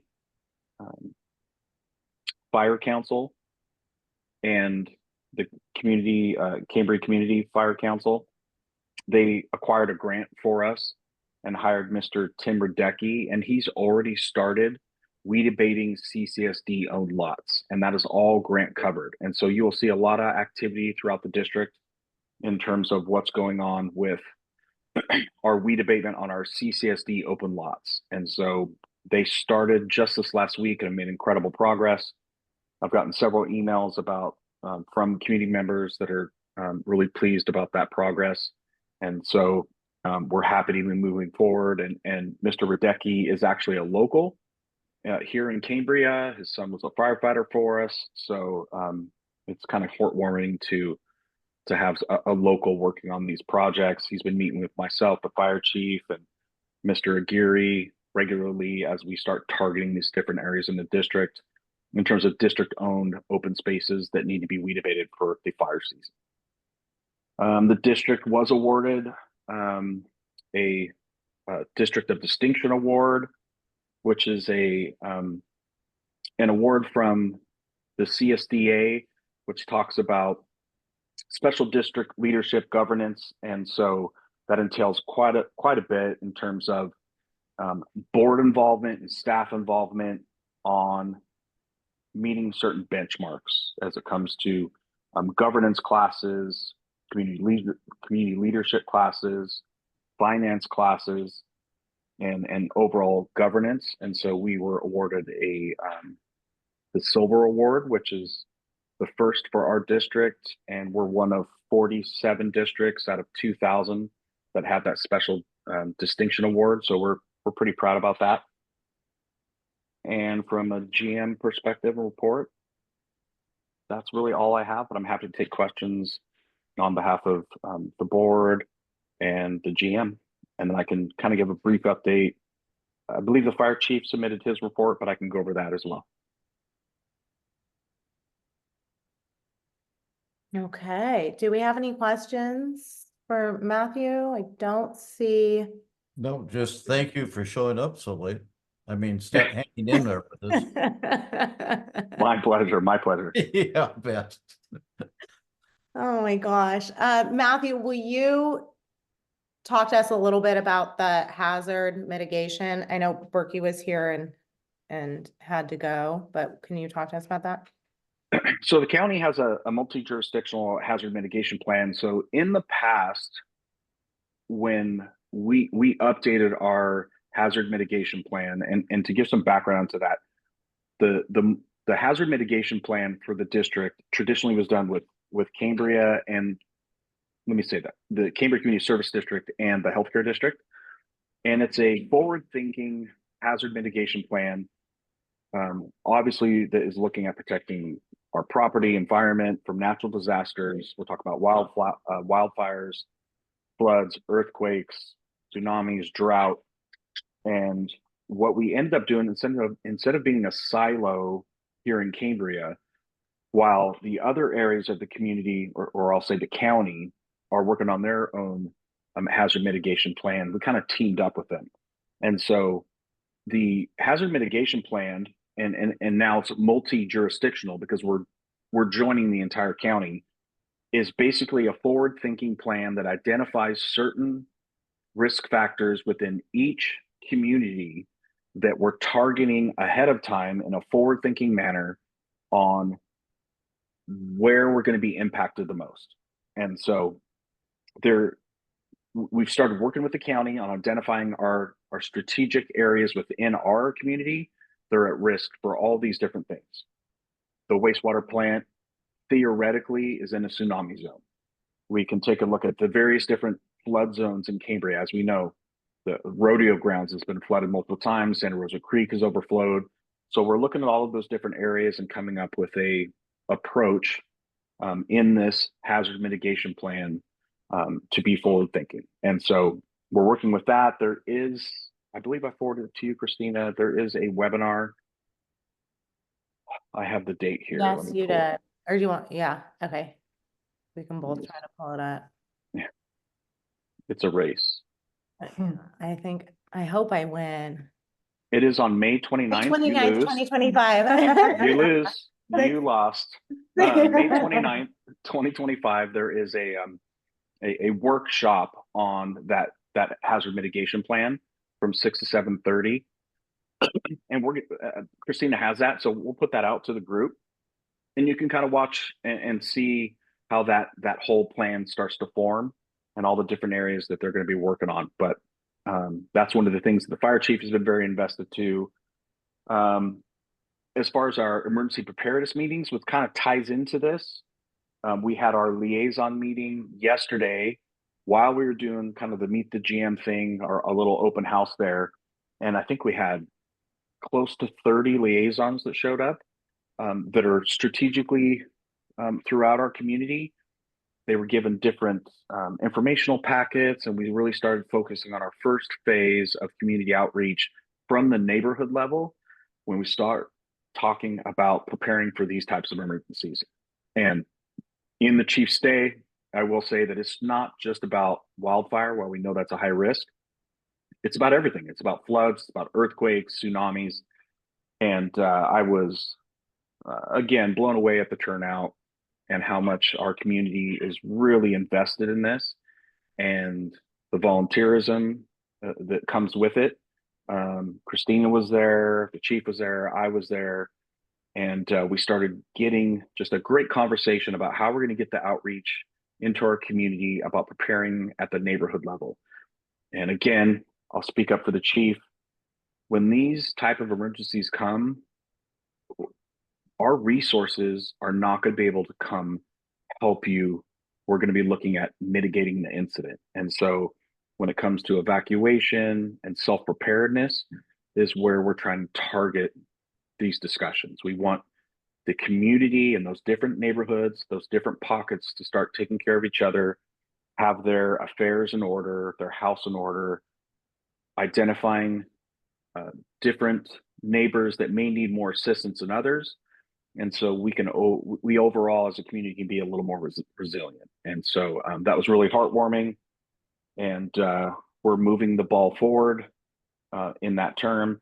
And in those terms, the chief and I can't remember if I said this last meeting, Christina, and if I'm being redundant, stop me at any time. But the chief and I went up to Mill Valley for one of their evacuation plans. And we were able to ride along with some of their battalion chiefs and look at their practice evacuation drills. And the chief and I gained a lot of insight to that.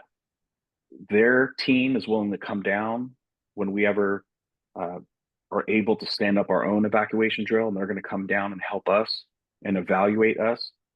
And a lot of the things that were occurring in Mill Valley under Southern Marin Fire Protection District, while they're 5 years ahead of us, a lot of the things that they have in place is where we started. We're doing a lot of the same things with our fire protection committee, our community liaisons. So I feel really good about where we are, and we're making some really good progress as it applies to being a more resilient community. And with that, I will stop talking. No, I think we all appreciate it, Matthew. I think that, yeah, that I'm so thankful you guys went out there and did that and got to see it, firsthand. I know it's going to take a lot of coordinating for us, well, and a lot of money, which there's not a lot of here or anywhere, county or federally right now. But to do it, but I think that, yeah, so just everything takes time, and thank you for at least seeing what it's going to take so we can start to chip away at that. And yeah, in terms of the liaisons, Chris Fox is still on, and she's a liaison for her area. And, her and I've obviously been connecting through the course of, she helped us kind of put together the emergency preparedness and get people out there. But you've been such a valuable resource for really understanding the roadblocks, no pun intended, for your neighborhood. And I think that, however, if everybody could put their thinking caps on for how to really get feedback from all the different neighborhoods as to, their points of concern, whether it's getting the word out about being a liaison for your area. I know we had a lot of like Pine Knolls, right, Matthew? Or Chris was there from Pine Knolls. We had a lot of Lodge Hill, Marine Terrace, a little bit of Park Hill, but there are some areas that would benefit from having additional liaisons. And so, yeah, I think it's just an important kind of communication mechanism to the chief and to figuring out exactly what's going on in your neck of the woods. So thank you, Chris, for being there, and Matthew and Chief Berkey, who's not here, for putting it together. So does anybody have any questions for the Mr. Matthew, General Manager, or are we tired and ready? Am I missing anything? I mean, I know Kermit's still here, but we had kind of talked about transportation happening with the presentations. Do you have anything? Okay. And then let's see. Last meeting, I kept trying to end it and there were people left. So am I missing anything? Yeah. We have Christina? Karen with a correspondent. Oh, go ahead, Karen. Let's just be positive because it's on the agenda. The CCHD there's gonna be no report for that, correct? Because Cecilia's not here. Yes. Yeah. All right, yeah. thanks. Exactly. Thanks. Yes. Yeah. I wasn't skipping over her this time. She's just not here. Oh my God. Okay. But you are, Karen, do you have anything for outreach, or you've just been busy? Nothing worth talking about. I've been busy traveling. Yes. Okay, we'll get to it next month. I know it's late. Just does anybody, oh, Harry has his hand up. All right, give it to us, Harry. Well, I hear the name Brandy being mentioned as seconding a number of the motions. Is Brandy sitting there with you? Yeah. And Brandy, what's your last name? It's Cole. Cole, see, okay, thank you. Yeah, she's our ag rep. All right. Thanks very much. Yeah, so I know there's been a lot here tonight of seed planting, but I hope that's indicative of where we're going. We'll do our best to kind of parse that out with agendas. So we're not here at 8:26. This is my longest meeting, so thank you guys for sticking it out. Anything else? Oh, I don't think it's the longest one. Well, the one that Keep talking for a few more minutes. You know, we had some really good presentations tonight and the very, very, very helpful. And also I thought all the stuff you did for the land use recommendations was also helpful. I printed that stuff so I could follow it while you were talking about it. It was very helpful. But you know, in general, I think if the land use committee has no objection, I don't have the knowledge to have an objection if you guys don't. Well, I appreciate that. But what we're kind of toying with for the interim is, do we need a land use committee? If a land use committee goes and meets and does whatever, then brings it to the NCAC publicly, and then oftentimes people have 9 million questions. We end up putting something on hold or talking about it the next month. And so we're just, gonna see what's of most benefit and best use of time for everyone. Yeah, so, I mean, I think that if we had a land use committee that was like robust and fully, you know, active and available and things of that nature, then maybe, but we're still bringing it to you guys, and then people ask questions.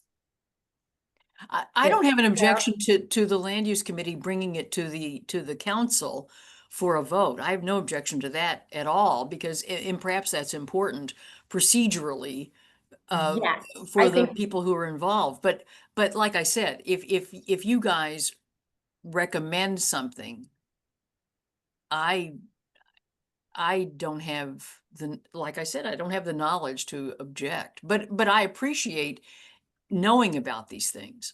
Yeah, okay, well, that's helpful information for us, I know. Well, so we've been just kind of toying around as we look at, okay, who would our next, you know, Jeff's still technically our land use chair, he's representing us in the Sherwood hearing and things of that nature, but what would who is that person and what does that look like, and what is the benefit to all the time that the land use committee puts in upfront, just to, if I'm being honest, come to this meeting and then present everything and have people want to weigh in or vote against or yada, yada, based off of not looking at it thoroughly. And then, you know, I mean, Brian's familiar with the situation we're dealing with the Atlas Towers, where fast forward 9 months, something goes to the planning commission and community members have opposition to it, but they never gave us feedback. And so we're just trying to figure out the best way to manage our situation here and get public input and enough information out to the public Well, to be effective. Yeah. in the past, we've always had a separate land use committee, and they would bring forward a land use report and we would vote on it at the NCAC meeting, which is part of our bylaws.